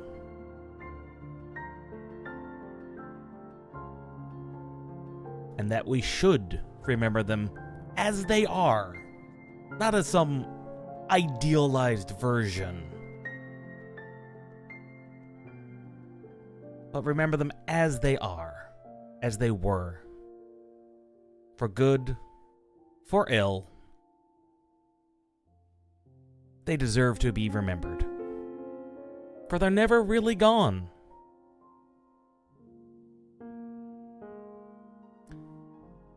There's a saying, and for most people, it probably remains true. And it's a depressing thought to think about. It's said, every person on Earth is 3 generations away from being forgotten. Your name, your legacy, do their memories justice. It's said that every person is only 3 generations away from being forgotten. Don't let that happen. There's people I follow on YouTube. The one guy. He's the history guy. He goes out of his way to tell the stories most history has forgotten about the people and what they did. But there are stories in history that deserve to be remembered. Everyone does. So make sure you pass that on. Either directly or indirectly. For every person in this world has an influence. Not all influences are larger than others. Some are larger than others, most definitely. Mostly due to circumstances or people's actions. But you still have an influence.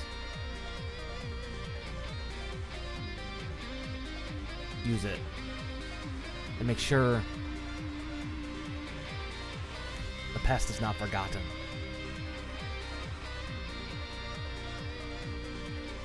But regardless, it was a brilliant story. It was a good story. Just the blend of the aesthetics was just... And we're still going through the credits. There's a ungodly awful large amount of credits right here at the end. I'm still trying to figure out how they fit all those different visual aesthetics into the game, because it's whiplash. I mean, we go from ponchos of the South Americas, like I said, to literally Western garb. From the Wild West to literal Mad Max gear with the spikes and the leather and the face things. It's just to Mad Max. To, if you saw my character, literal power armor from Mass Effect, more or less, in one expansion. That's a tonal whiplash, but not one Final Fantasy's not known for. Oh, the credits only get longer.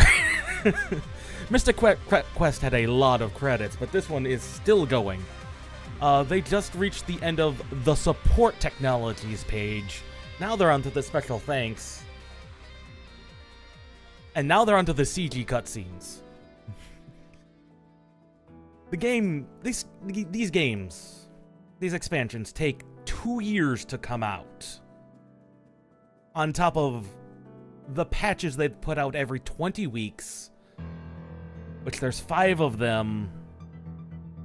These things just take a while to make. In fact, this just launched. Launch day was today. Oh, yeah, launch day was today. Early access was Friday.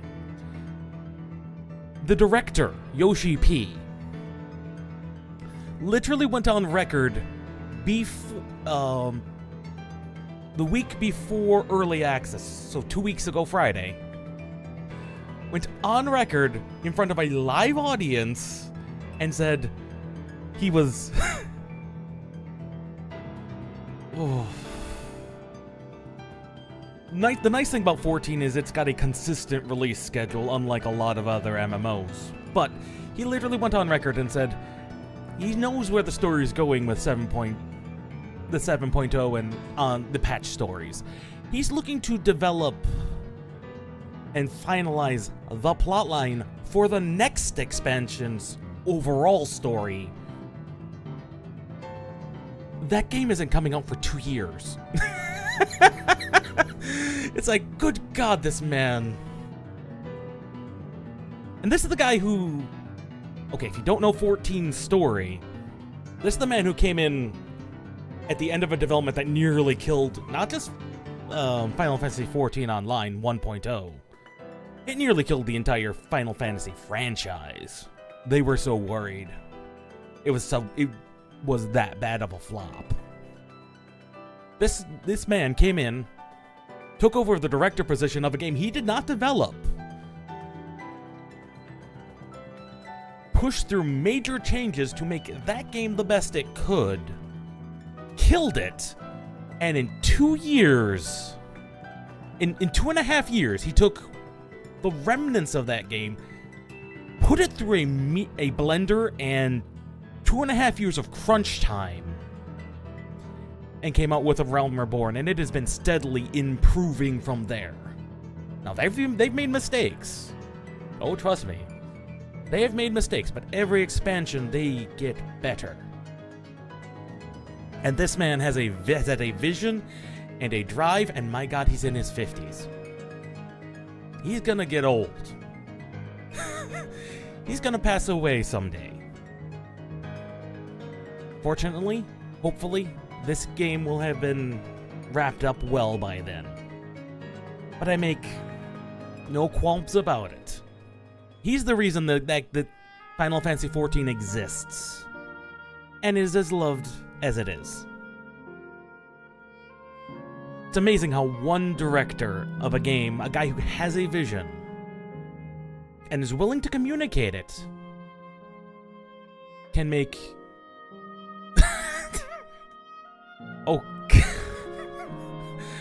Oh, that was never a scene we saw. That is brilliant. But, one man with a vision can inspire people to get behind him. And he's not especially charismatic about it.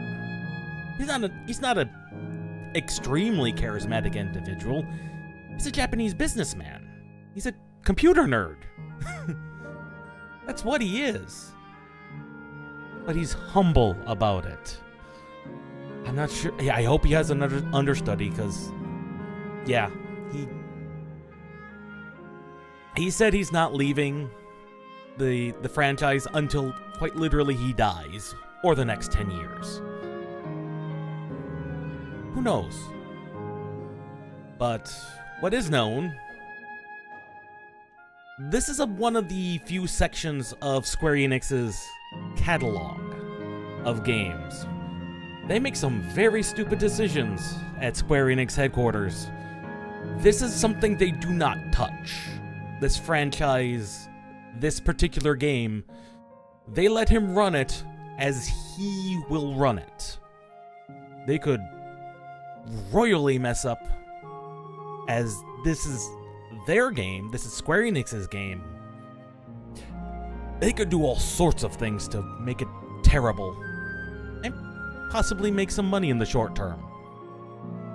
They know better than to touch this. For now. Square Enix is never a guarantee. But for now, we at least have a start to new stories. Now, the reason I keep yapping on and on and on is because eventually these credits will end, and we'll get to see the, for lack of a better term, the Marvel teaser at the end of the credits. There exists one. In every expansion they do. And it's always something interesting that points in the direction of, here's where we're going with this. If I had to guess, it's probably going to involve... Okay. Remembering Endwalkers. End credits was... involved teasing of the 8-man raid. The 8-man raid? Yes, Pandemonium was the 8-man raid. Which would be in... Dawntrail would be Arcadian. Which is coming out in 2 weeks. And those are always fun. The 8-man raids are always fun.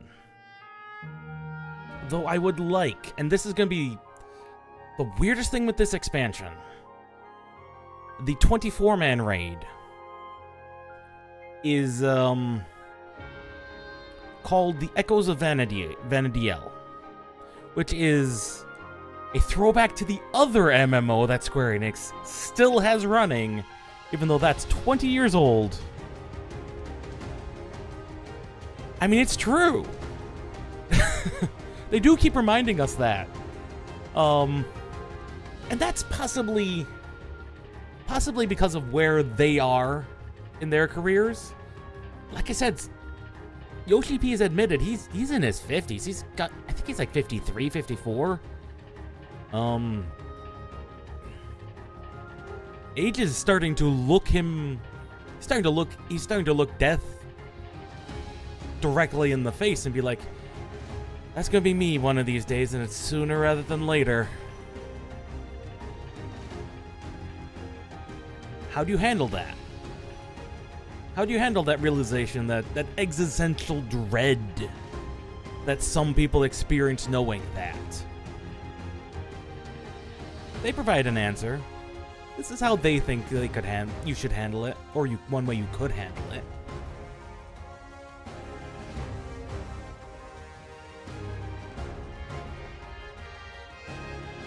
That's what it is. Plus, it's a great way reminding you that death is certain. Yeah, it's a great way to also build some tension and be like, yeah, that's true. Although one thing they did this expansion that they didn't do in Endwalker, really. Although there was a lot of death in Endwalker. It was mostly of side characters we didn't really get a lot of time with. Was the death of Galul Jaja, the two-headed lizard man. We got some time. We got to spend some time with him, some face-to-face, as he's talking about how neither of his children, none of them, were ready to rule a kingdom. They just weren't. And then it was our job to push them to grow. As a concerned father to someone who's seen so much as our character has. And again, here's the weirdest part of Final Fantasy XIV, and I'm gonna tell you this. This is the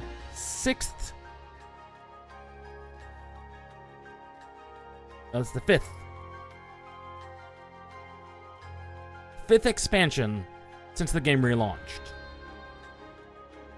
Each one of them has been phenomenal journeys across this world.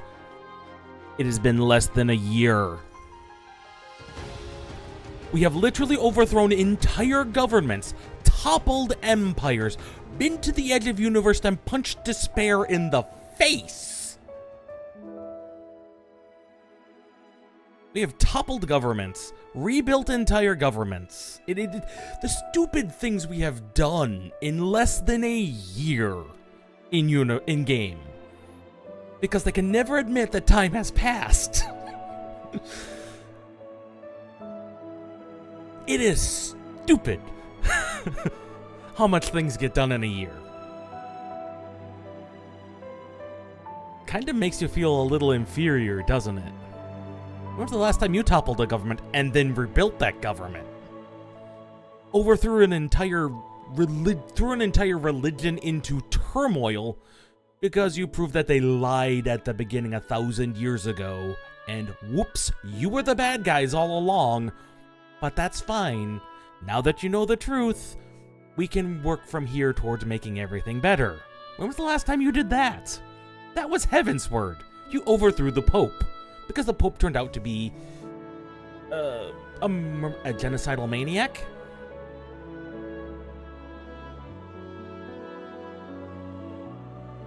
But it wasn't just him that was a genocidal maniac, so was the dragon he was trying to kill. It goes back 1,000 years because humans sought power and said, ooh, dragon.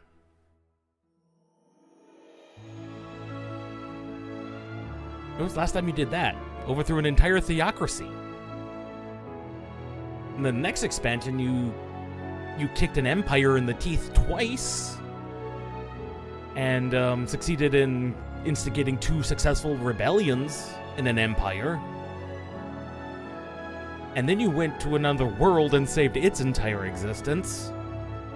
Then you came back and kicked that empire in the teeth so hard, it fell apart. And then you went to the edge of the universe and kicked despair in the face. Final Fantasy exists because ever-increasing power levels are just funny like this. And that's what makes Dawntrail so interesting. We were a very passive observer on this story. We really were. Because otherwise, there wouldn't have been any growth for any of the rulers. We existed on the sideline till we were needed at the end when the universe got threatened. And then it's like, oh yeah, it's been determined you're the one that's going to cause the problems. And it's like, yes, we will be the one that causes you all the problems. Because we punch things in the face really hard and we're really good at it. And you now threaten the entire universe. That's now my problem. Not the main character of the story. And that was perfect.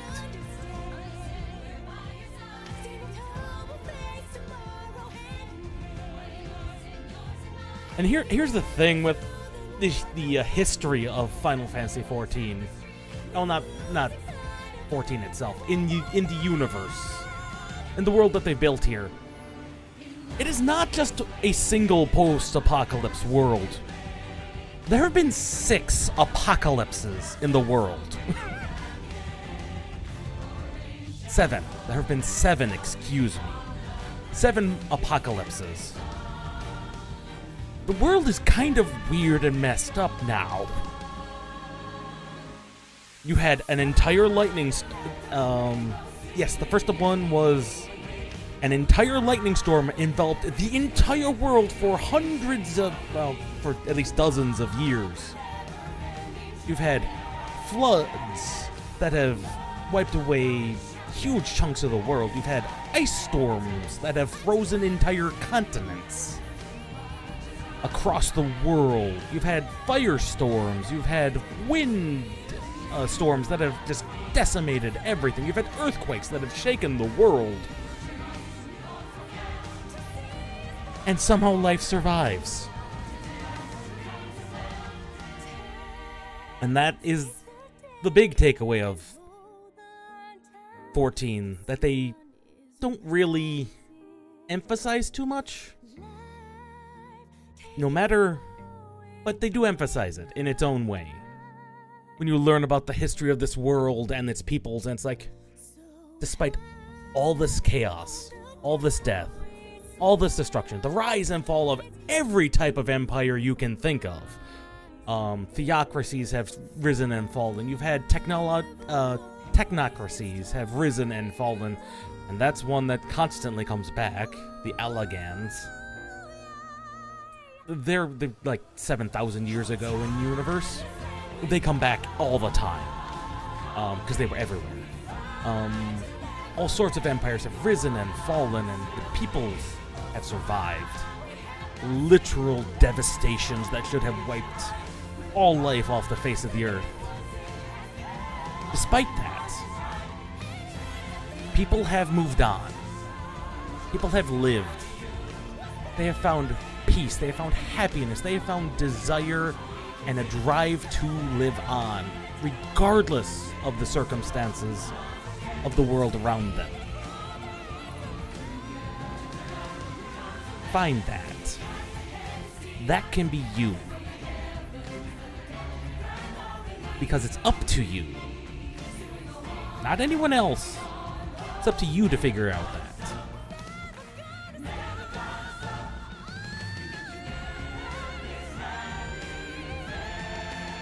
I think that's enough, though. I think I would. Oh, we can. Apparently there's a fast forward button. Although this is fast forward.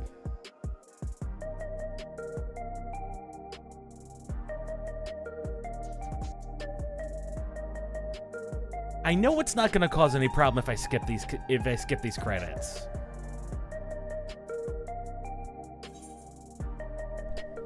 All right. I think it's enough credits. I've said my piece. I've said multiple times my thoughts on it on a variety of subjects.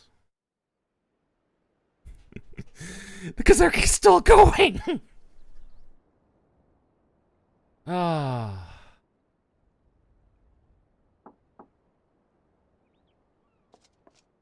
Our map of the world. What are you two up to? We haven't been able to talk properly. Oh, between the reconstruction work and Papa's funeral, I've hardly had time to breathe. No doubt. We're just looking at a map of the world. Last? Oh, there's a lull in my duties. You've done more for us than we could ever hope to repay. Thank you from the bottom of my heart. All I was a prod in your side We when you left needed it. Eorzea behind to take part in the contest. None of us could have predicted what complications would follow. You truly have a knack for finding trouble, my friend. Yes, trouble finds us no matter where we go. And you wouldn't have it any other way. No. So Life gets what's next boring for you? otherwise. Assuming you're still set on leaving the Gleaner's life behind? Oh. Aaronville's I'm off leaving to a fulfill gleaner's my mother's life. dream, of course.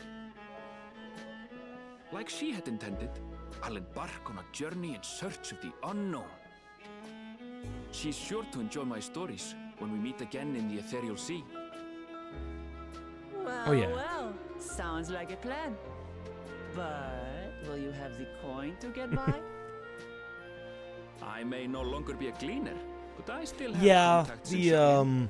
Contacts with deep there's pockets. only so Always much. eager to pay for I mean, I'm information pumping on new or rare through as species. much data as I can. And Got it all worked out. you're going to lose some details on And here. what of you? Any new adventures in the offing? Regardless, until you're ready to leave, you're our guest here in Tulihiola. And this time, I won't pester you to take up a post. By now, I know you well enough to know you can't stay in one place. No more than you can ignore the One thing the placards last also two mean. expansions have done that's really Your nice path will always lead you elsewhere. is they've And done you'll continue walking it. a lot of Isn't that not so? American or UK An adventurer speakers. to the marrow you are. What is it exactly that spurs you on? As you can hear, Aaronville there is an Indian speaker, because a lot of the last expansion and Walker took place in essentially India, that general area, Cancun, that kind of area, and had that aesthetic. But they also had a good number of voice actors from that region. And it works really good. They've expanded out into not normal American speaking traditionally areas. And Wuklamat is a very good as you can hear, she's more more Mexican Mexican English, for lack of a better term. There was not a lot of South American speakers at all, but that's how it is. For whatever reason, they either couldn't find a good voice acting guild, or just didn't look that far south, because South America has its problems. We'll put that lightly, that we won't get into the politics of its problems. All countries have problems, but theirs are well known and documented, many of them. And then they had literal people from like the Southwest United States to do the northern sections. The voice acting diversity is actually quite beautiful. Oh.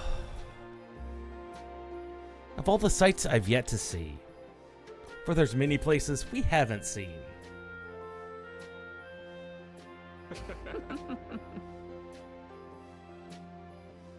For this map of the world contains a great many things we have not seen. That's the continent we're on now. Trawl. I'll show you a better version of the map and show you places we have not been. That's Sphyn's crown. Why was her crown there? Okay. We have successfully extracted ourselves from the final cutscenes. Let's see. It's in Others. Old Charlian.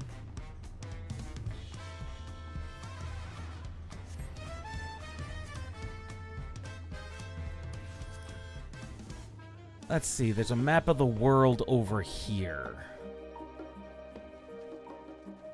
Zoom ourselves back into reasonable levels for showing things off. Can we go into the main hall? Okay, here's the world map. Here was the Endwalker world map. We have where we started in Eorzea. This is where the base game took place. We had our city-states of Ul'dah, Gridania, Limsa Lominsa, and Ishgard. That was the first two expansions took place here.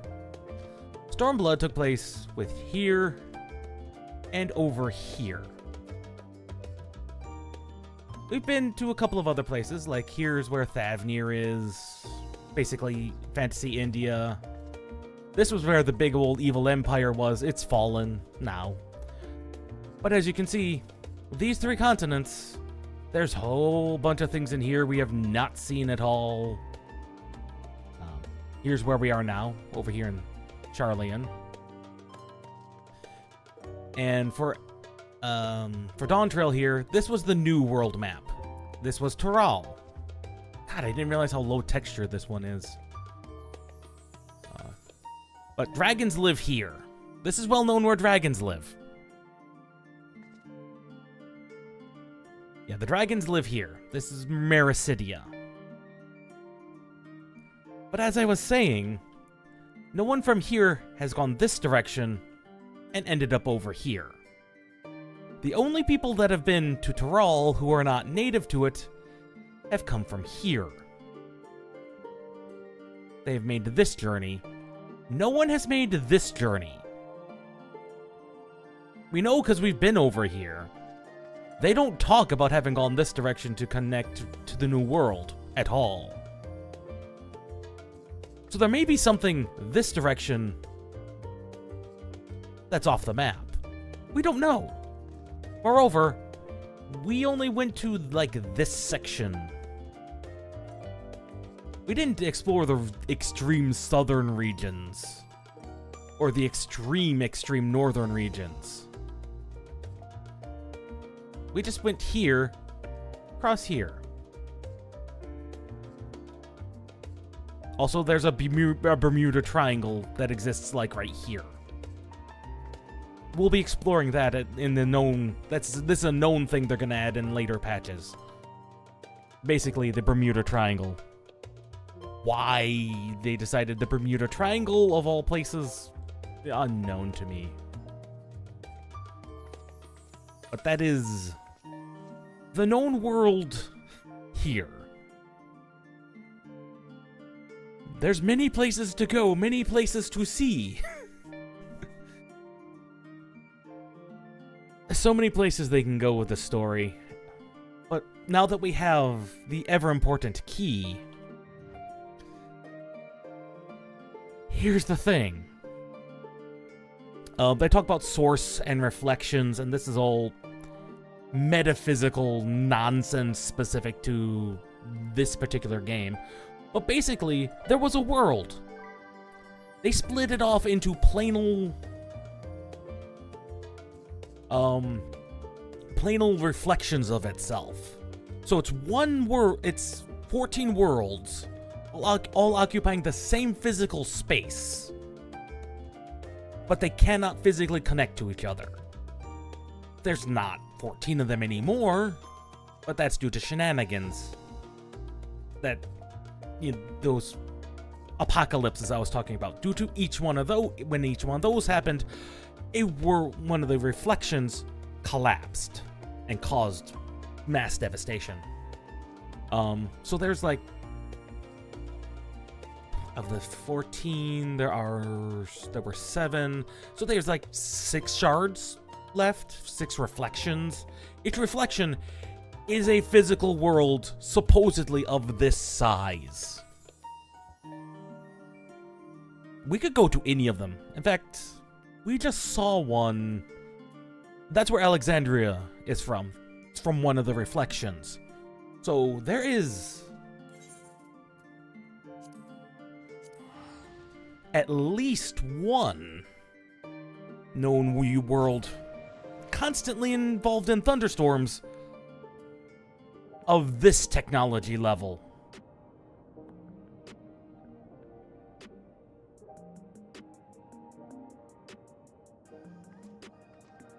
Science fiction much?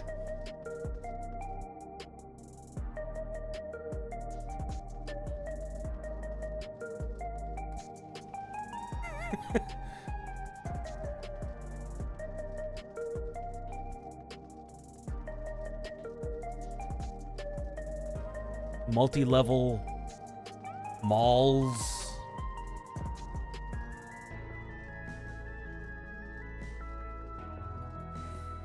Digital signage.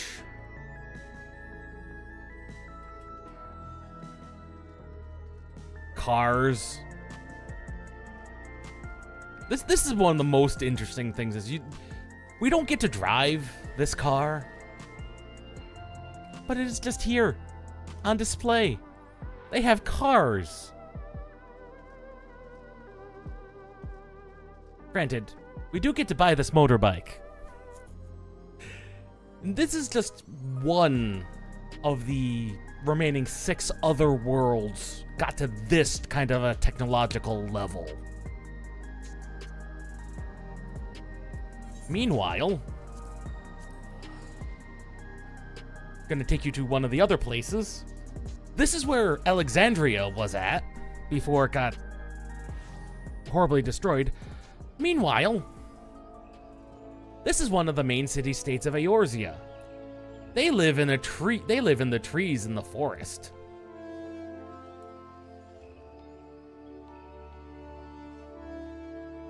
And I'm not kidding when I say in the trees. Their main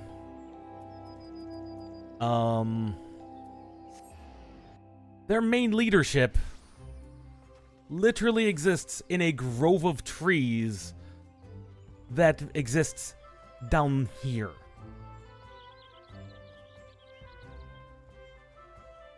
Just consider that kind of technological difference.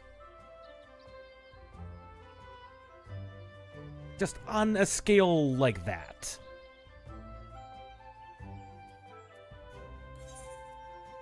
But it's even weirder because that empire we're talking about.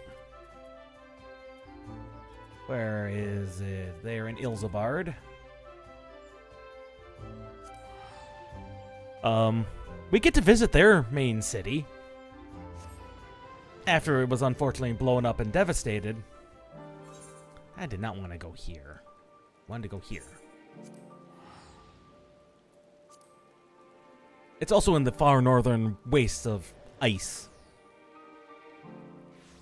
But they had trains.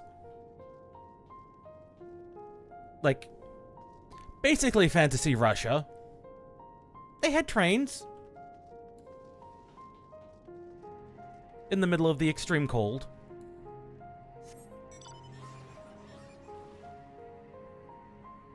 Also, this is the mount I bought in that last place, Solution 9. It's a motorbike that becomes a flying machine. But no.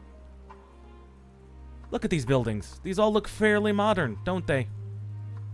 I mean, it's completely blown to bits. But these are all fairly modern buildings. This exists in the same world that the tree peoples, the people who live among the trees, live in.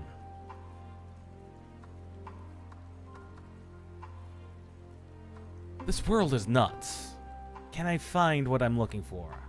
There are some... Yes. Because these people, they had cars. That's a car. A heavily damaged and frankly covered in soot car. These people had cars.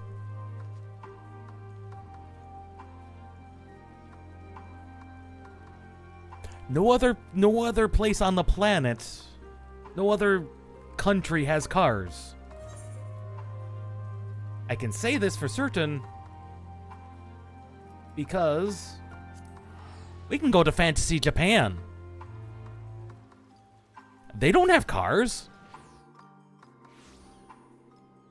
Like, this is Japan.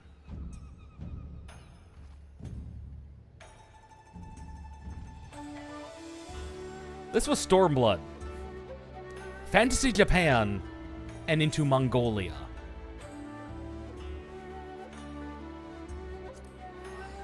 Oh yeah, we also go to Mongolia, basically.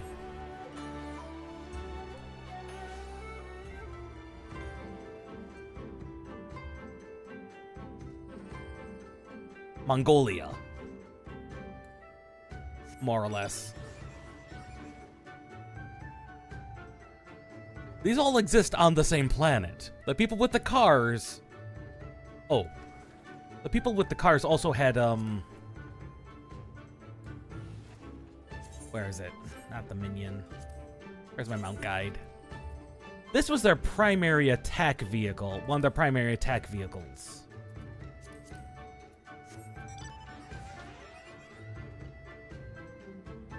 These things. These giant mechanical robots.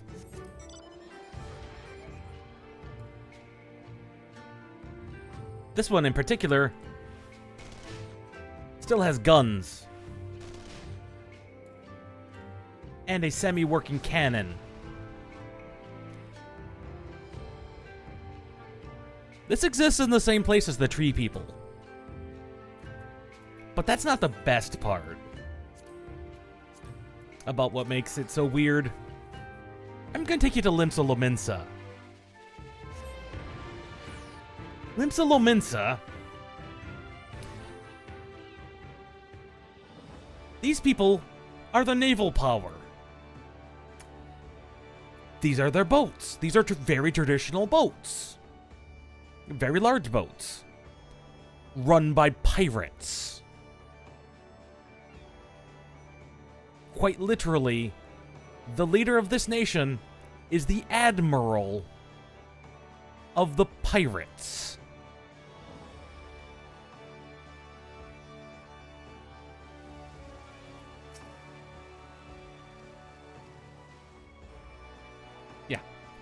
the pirate nation. So you have the pirate nation, the people who live among the trees, who actually, they're an entire ball of wax, because they've got to listen to the trees, quite literally, or the trees will kill you. Although it's not really the trees, it's the spirits of the trees. Yeah, the pirates, the people who have to listen to the trees. And then Fantasy Arabia, for lack of a better term. Just all these variety of aesthetics. I'm not kidding when I say Fantasy Arabia. Like, this is the deserts. Their guards.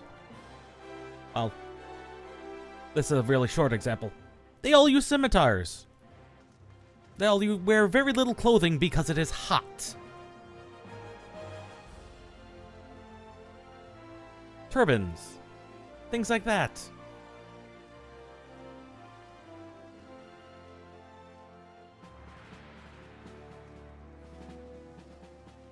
Yeah.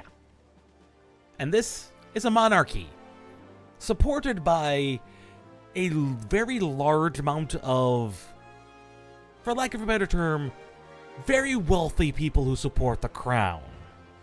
They call themselves they're called the monetarists. It's literally like the 6 wealthiest people in this city. You just be extremely rich and you're on the Queen's Council, more or less. Very weird people. Very weird people.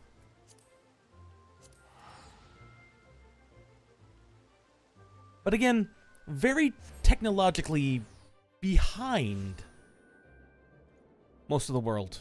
And this here, grand Gothic architecture aside, this is where the Pope used to live before we kicked him out. Well, we didn't kick him out. He kicked himself out because he was lying knowingly through his teeth. He knew what his scripture said was completely false because he has the actual record of history. He just kept up lying.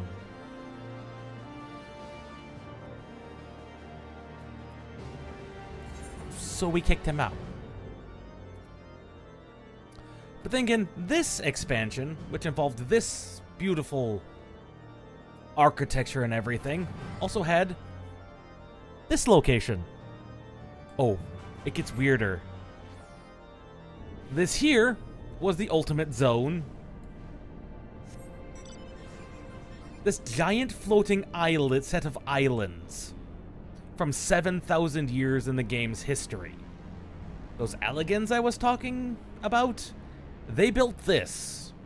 Launched this giant floating set of islands into the sky for science. And then their empire fell apart, and this thing has just been floating around for 5 to 7,000 years. I forget the exact number. It's either 5 or 7.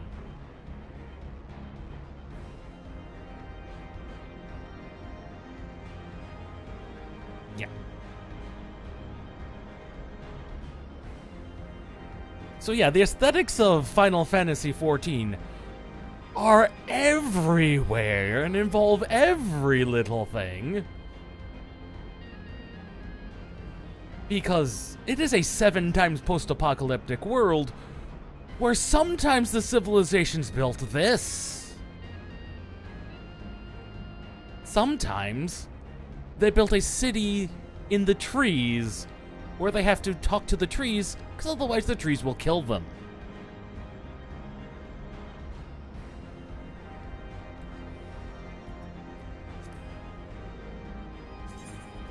Also, things that are canon. Things that are canon that exist in the world. My gasoline-driven motorbike. That's a gasoline-driven motorbike, more or less. That's canon. Also canon? A UFO. Aliens exist. In fact, there's several different types of aliens that exist. That's just one of them. What was I going to say next? Yeah, the motorbikes exist. What else exists?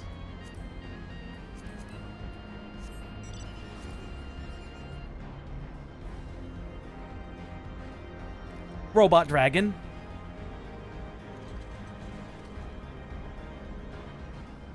Yeah, it's a very tiny UFO. Yeah, but Robot Dragon also canonically exists.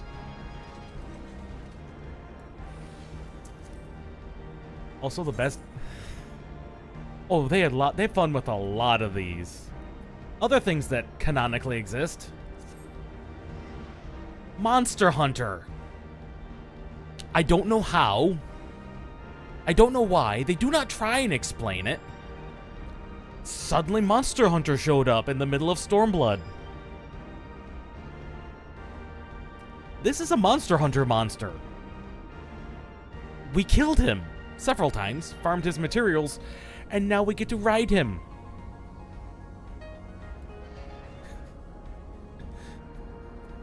Sometimes the things that are canon is also... Kitsunes exist.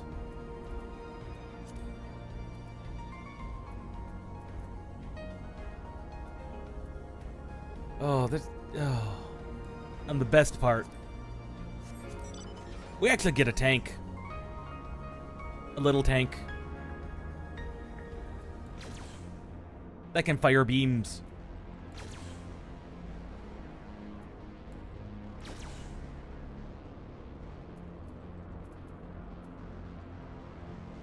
But that's not from here. The dwarves built that.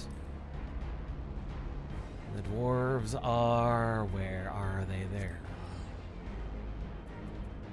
Remember that reflection talk I was talking about earlier? The dwarfs built the tank. These are the dwarves. Remember those little people I was talking about? Those... I didn't call them. They're Lalafell. These are them on a reflection. They all have a beard and look like a traditional Final Fantasy dwarf because that's just the headgear they wear. Everyone wears a false beard. Everybody. They build their houses out of metal because they're dwarves.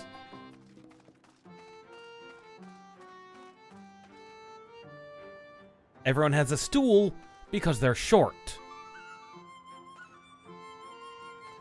Also, some of this housing can be gotten in, people can walk into. I can't. Because I'm too tall. I'm not kidding. Let's see if I cannot find one of the houses. There are some houses over here that people can get into. I do not know which one. But yeah, but there's actual houses to where if you play one of the short race, you can just walk into some of these houses that exist because you're short enough. They didn't have to do that, mind you. They did. Sometimes the things these developers have put into the game are just bonkers.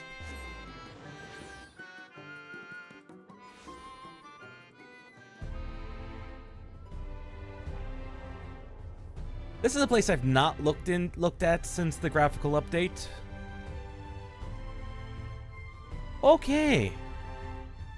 The Crystal Tower is looking really nice.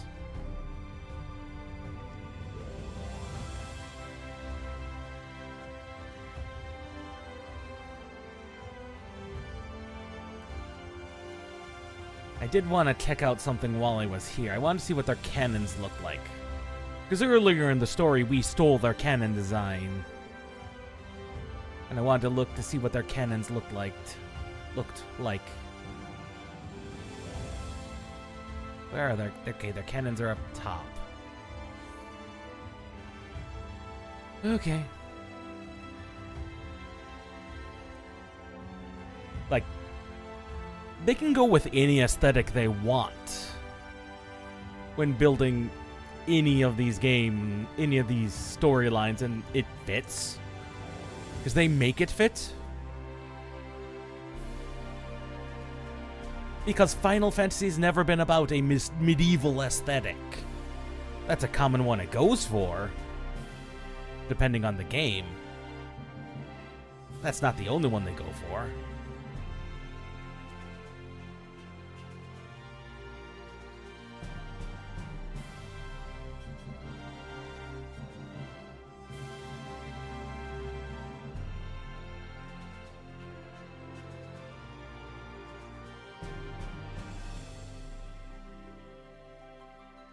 Okay, that's their shield generators. Where are their cannons at?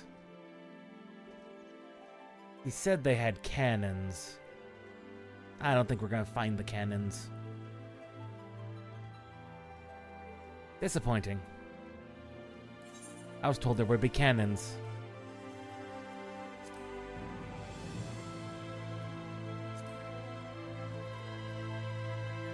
Oh yeah. Here's another fun one. Another fun aesthetic. We went to the moon. Oh, this is not the moon. This is the end of the world. This is the end of the universe, mind you. I'll try not to be here too long, because this song hurts me. This song still pulls at my heartstrings. I'll try not to be here too long. No one wants to see me turn into a blithering mess due to music.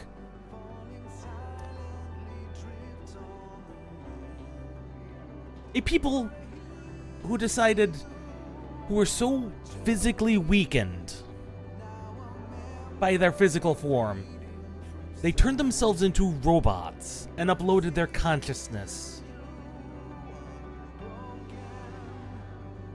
They exist. These are one form of alien. Metal men. Omicrons. These people turned into invaders and took over entire planets. This is one of the aliens. Another one. Another example of aliens are these people. A people who, through whatever means, turn themselves immortal.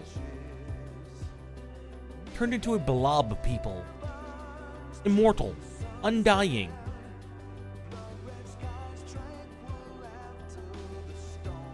But because they are undying, what really is the point of life? You live forever. There's no new experiences in the world. There's nothing really to drive you.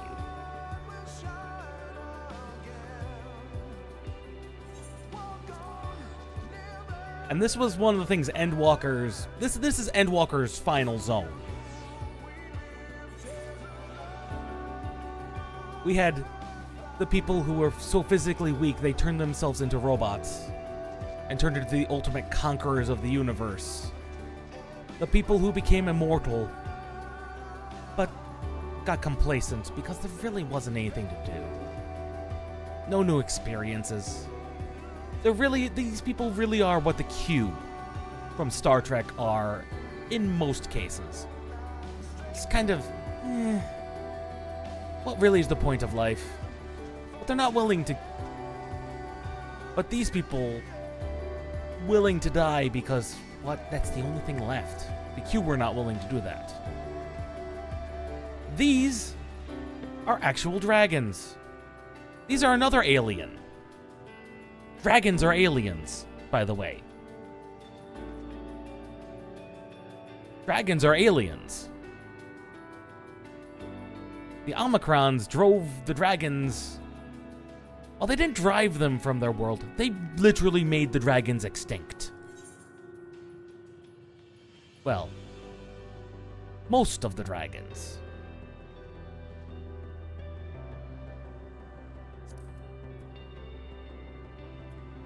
For dragons exist on the home world, where we're from.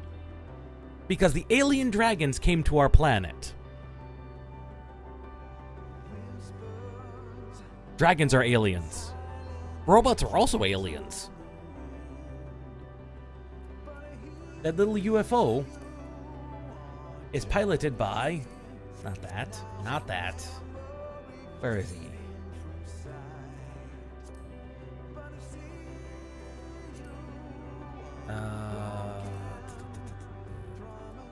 I got his minion not that long ago. Where is he?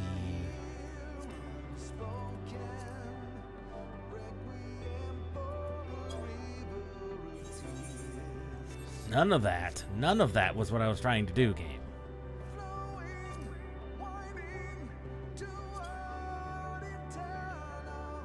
Things that start with P or have P in the name.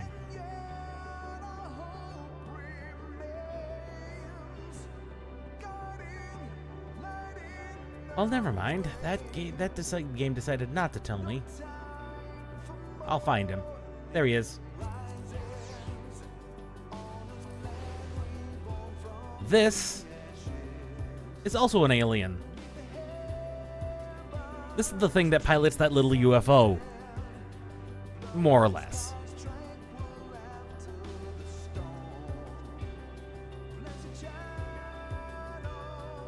Aliens exist. Aliens are known to exist very heavily. There are several different types of aliens.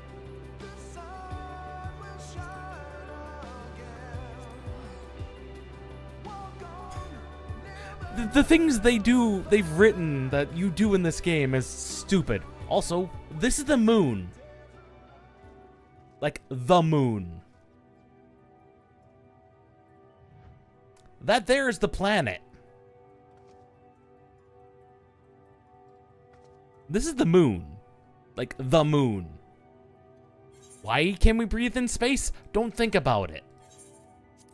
There's just air here. Why? I don't know. Just is. The moon, by the way, is populated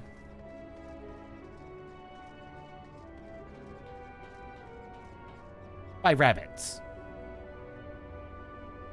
These are not aliens.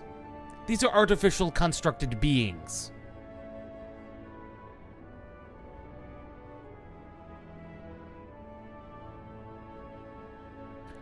My Final Fantasy XIV goes places. Because here's another thing we do. We do time travel.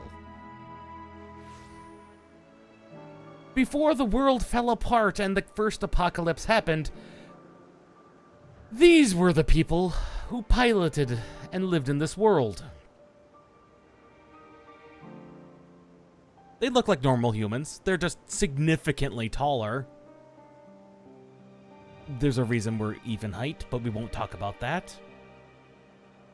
But these people were immortal, undying, except when they wanted to. One of them got it in his brilliant head. He was a bit depressed. One of the brilliant scientists, he got a little depressed. Decided life had to have meaning. He just didn't know what it was. And so what's he do? He sends out a little bird to go find the meaning of life among the stars.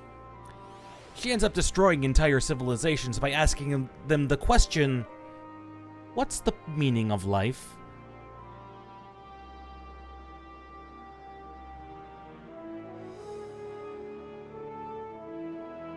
She becomes the despair at the end of the universe we punch in the face. Because when nothing can answer her or give her an answer to what is the meaning of life, she sees that civilizations and the people around her she's asking that question to go into existential dread mode and kill themselves or wipe their entire civilizations out. So poor little bird being falls apart mentally, falls into an extremely depressive state, decides the entire universe doesn't need to exist. Because what's the point of it all if everything dies? We punch despair in the face. Bird is fine. We're fairly certain, at least. This little bird is the bird. This is our friendly bird. Final Fantasy XIV goes places. And it has many aesthetics. It is quite wild. Quite wild. And this is over... Granted, all this is a brief summary, scattershot, over a game that takes several hundred hours to really get into. I'm not gonna lie. I do not blame anyone who does not get into this game. It is a wild and a half journey, but it is so hard, so many hours to get invested into. I do not blame someone for not picking up this game.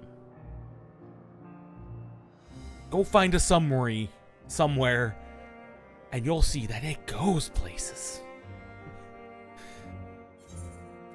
It goes places. It does things. But that's not why most of us play the game.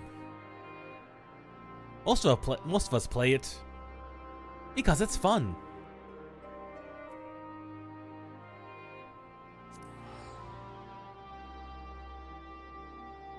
We find it fun.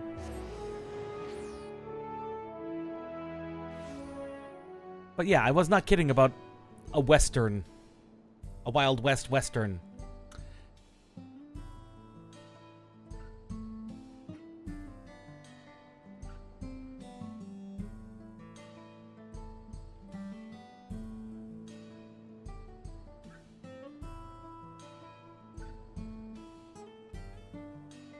By the way, they have an entire alphabet. That says bar.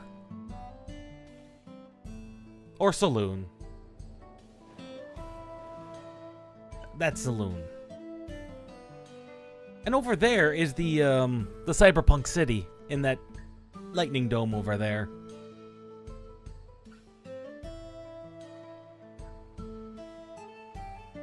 I mean, seriously, the tonal whiplash you get is gonna be is wild of aesthetics, because over here we have, oh look, these look like Mesoamerican ruins, or Mesoamerican architecture, and a Western city, literally like 400 or 500 yards from each other.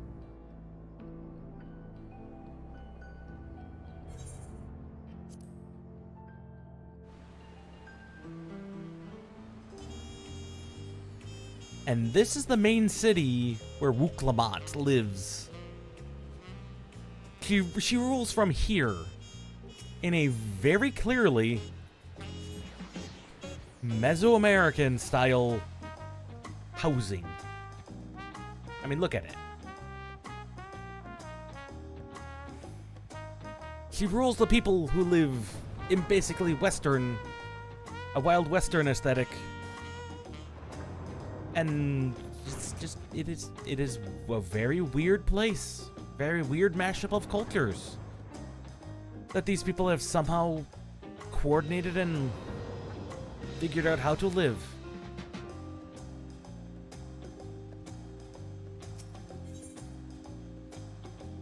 It is actually rather brilliant.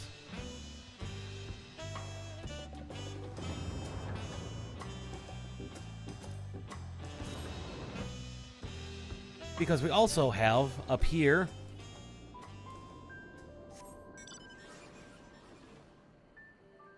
the mountains of South America, with their architectures, both small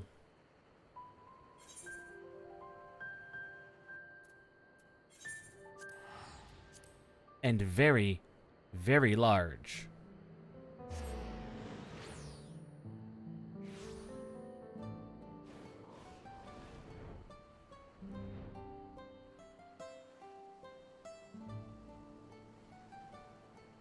Somehow these people all make it work.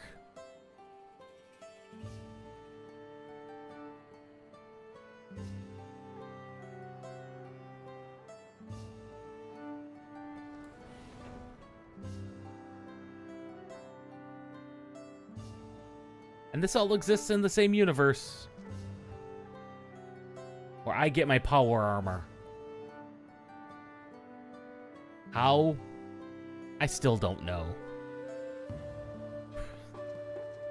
But the aesthetics are fine. They work. And you know what? I wouldn't have the game any other way. Oh yeah, and I wasn't kidding about the Mad Max armor. I can show you that. That's in leather working, isn't it? Oh no, I don't have them unlocked. Oh no, they're right here.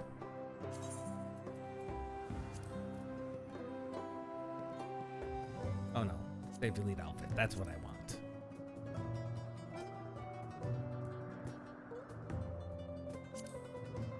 I was not kidding about the Mad Max outfit. Where's the pants at?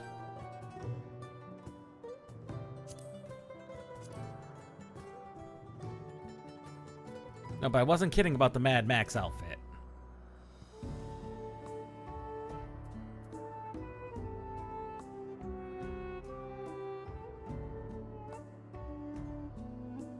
That's straight up Mad Max.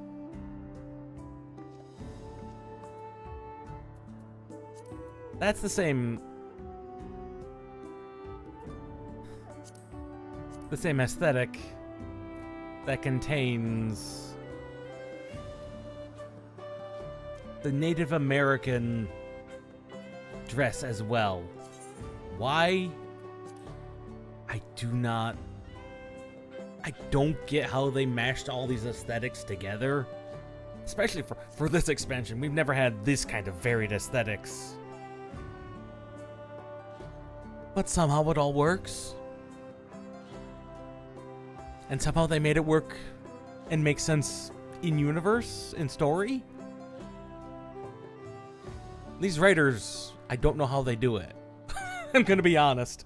I do not understand how they do it. But a good writer can make a lot of things make a lot of sense.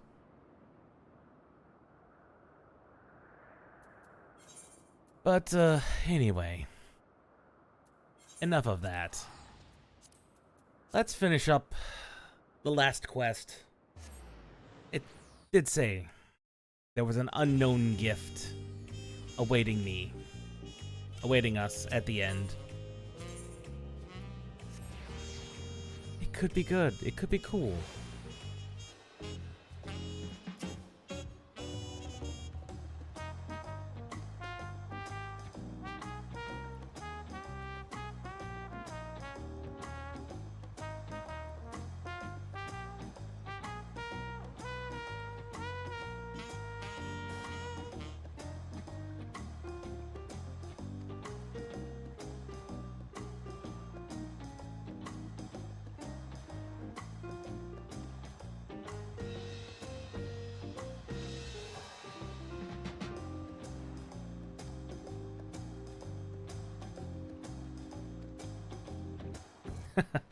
I know what she's gonna give us.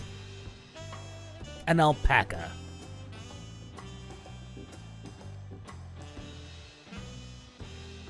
That's right. I get to ride a llama. Well, it's not a llama, but it's an alpaca.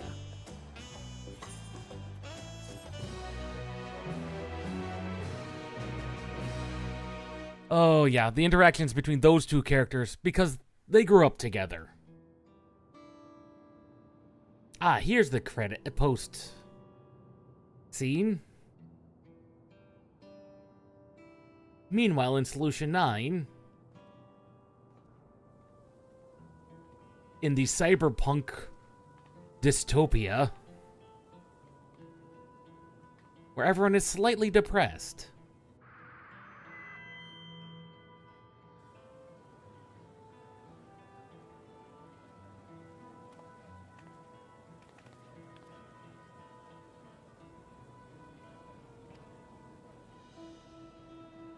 But But this is not what Her Majesty would have wished to see? No, most assuredly not. You know this to be true. If we are to honor her memory, we must reclaim our smiles. To that end, power up the graphics card of doom! I mean, look at those fans. You don't need those on a building.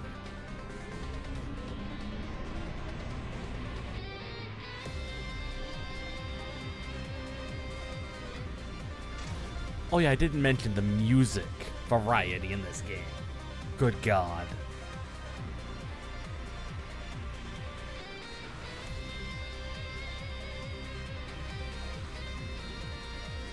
The Arcadian. The 8-man raid series begins in 2 weeks.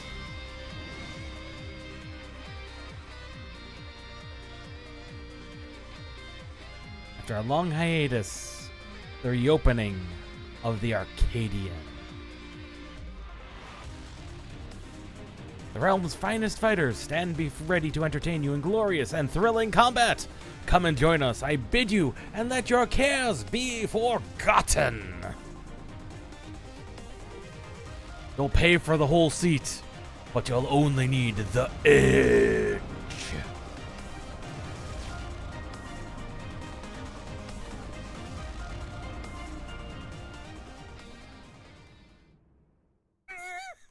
Sorry. As skies aflame proclaim night's end, and thoughts unto adventure tend. I did not get to read that whole thing. Why would you do that?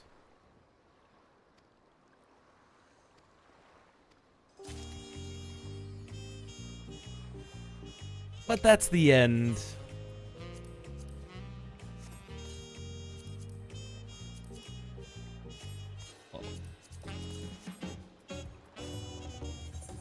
But that is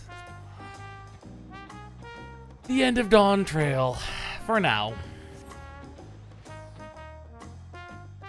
It took 7 streams to get here. Oh yeah, did I mention the casino? I didn't mention the casino, did I?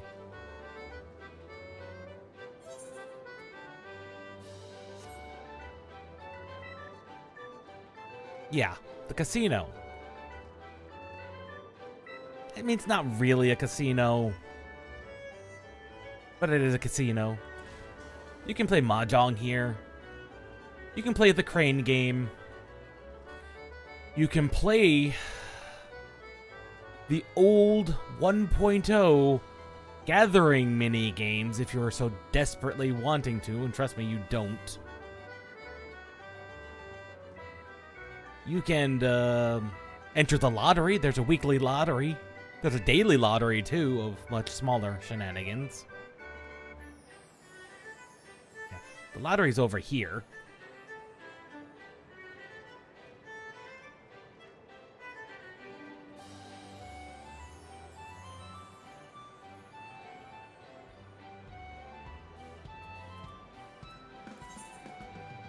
Yeah, there's...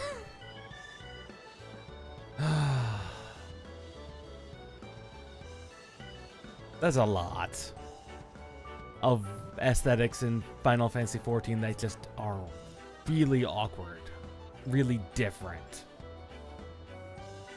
And I haven't even talked about the various... What are they called now? They're not called beast tribes. They're not called tribes. Allied Society quests. Here's the thing. They've been trying to get away from disparaging people who don't live in a formalized city society for a while. Because not everybody is going to live in a settled, civilized society. Some people just don't. Some people live in quite literally tribes. This is true of even here. We don't want to look down on them because that is how they want to live. So they're no longer called tribal quests. They're now allied society quests because they're different societies than us.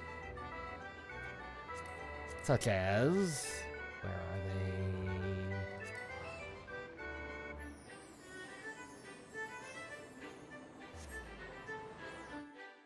such as the Amalja over here in the desert. These type of lizardy people. Where are they? They're over here. Yeah, these people, the Amalja. These people don't live in a city. They live in a small tribal community. It's just how they live.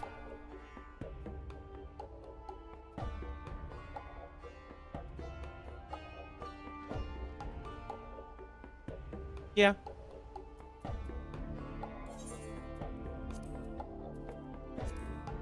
And at the same time, where is it?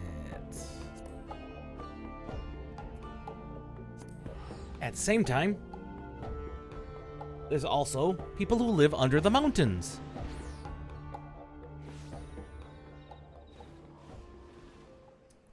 These people. This is very clearly a city.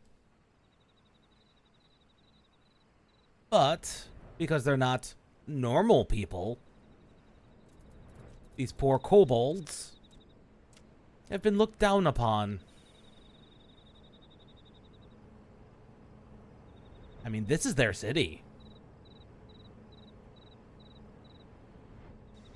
Very clearly. But we called them tribal peoples. Why? Racism. Quite literally. Or the ordinary peoples of the pirate peoples. These are the pirate peoples. Very racist against these kobolds. These poor kobolds. Look at them. Forced to live under this noxious cloud of gas that they live in. Poor little guys. Driven from their home, to the last place they could call home. Poor little guys.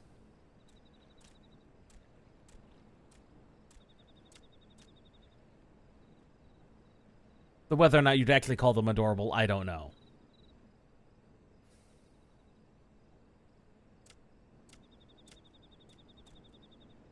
But there's several tribes. Oh, the best one. The best ones, however, are the fairies. Pixies. They call them pixies. Granted, this is in the other world. A society of just pixies. All they want to do is play a trick on you. All these little pixies want to do is play a trick on you. And when they do play a trick on you, and you want to leave, oh, they just turn you into trees. These used to be people. The pixies liked them so much, they turned these people into trees. So they can never die. So they can be with the pixies forever.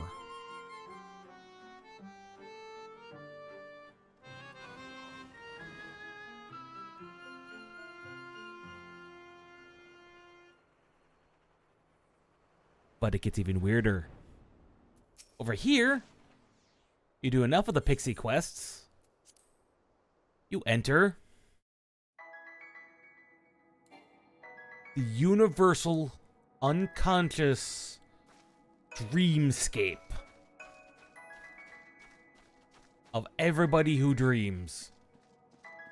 Apparently everybody dreams of food and candy and glorious fun times. Especially children.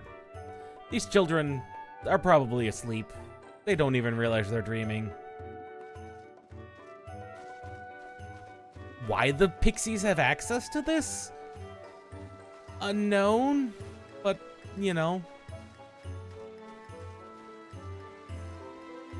Shenanigans.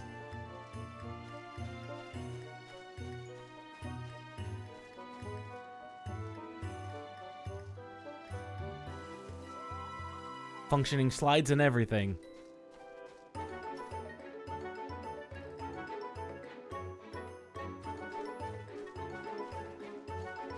Yeah. Just the things that this game contains are just, when taken out of context like this, they're just utterly wild and bizarre, and I love it.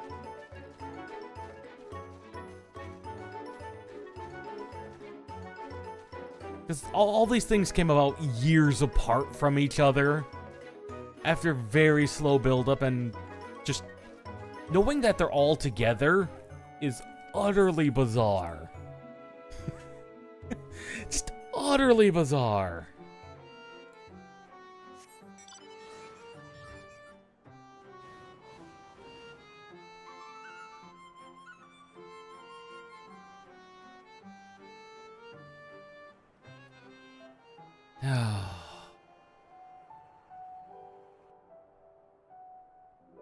Meanwhile, here I am in my power armor on my motorbike of future. And it makes perfect sense. I love this game. Sometimes it's just the pure absurdity of it. Other times it's because they pull out the existential dread and be like, but keep going.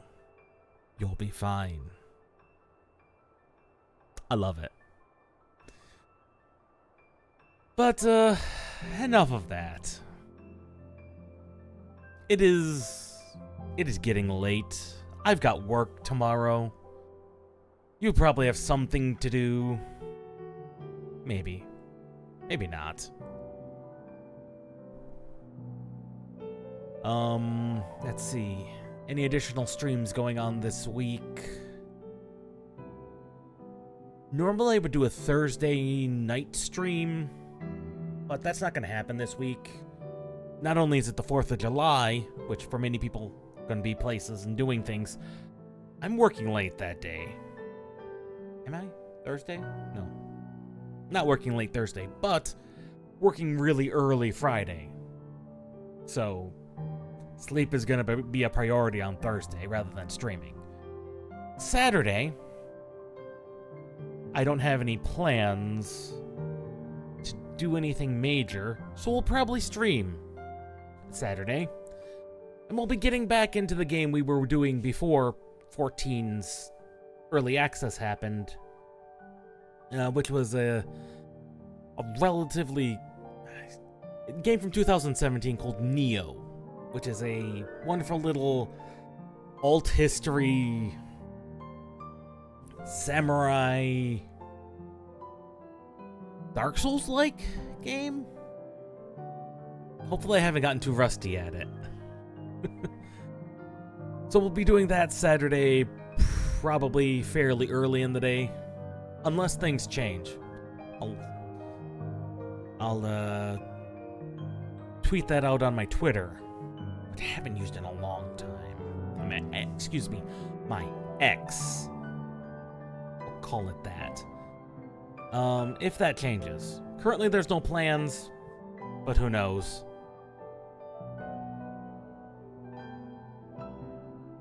The people I have to work with and do things and upgrade things, sometimes they come up with plans at the last second. So, this has been Stompin' Llama. We beat Dawntrail.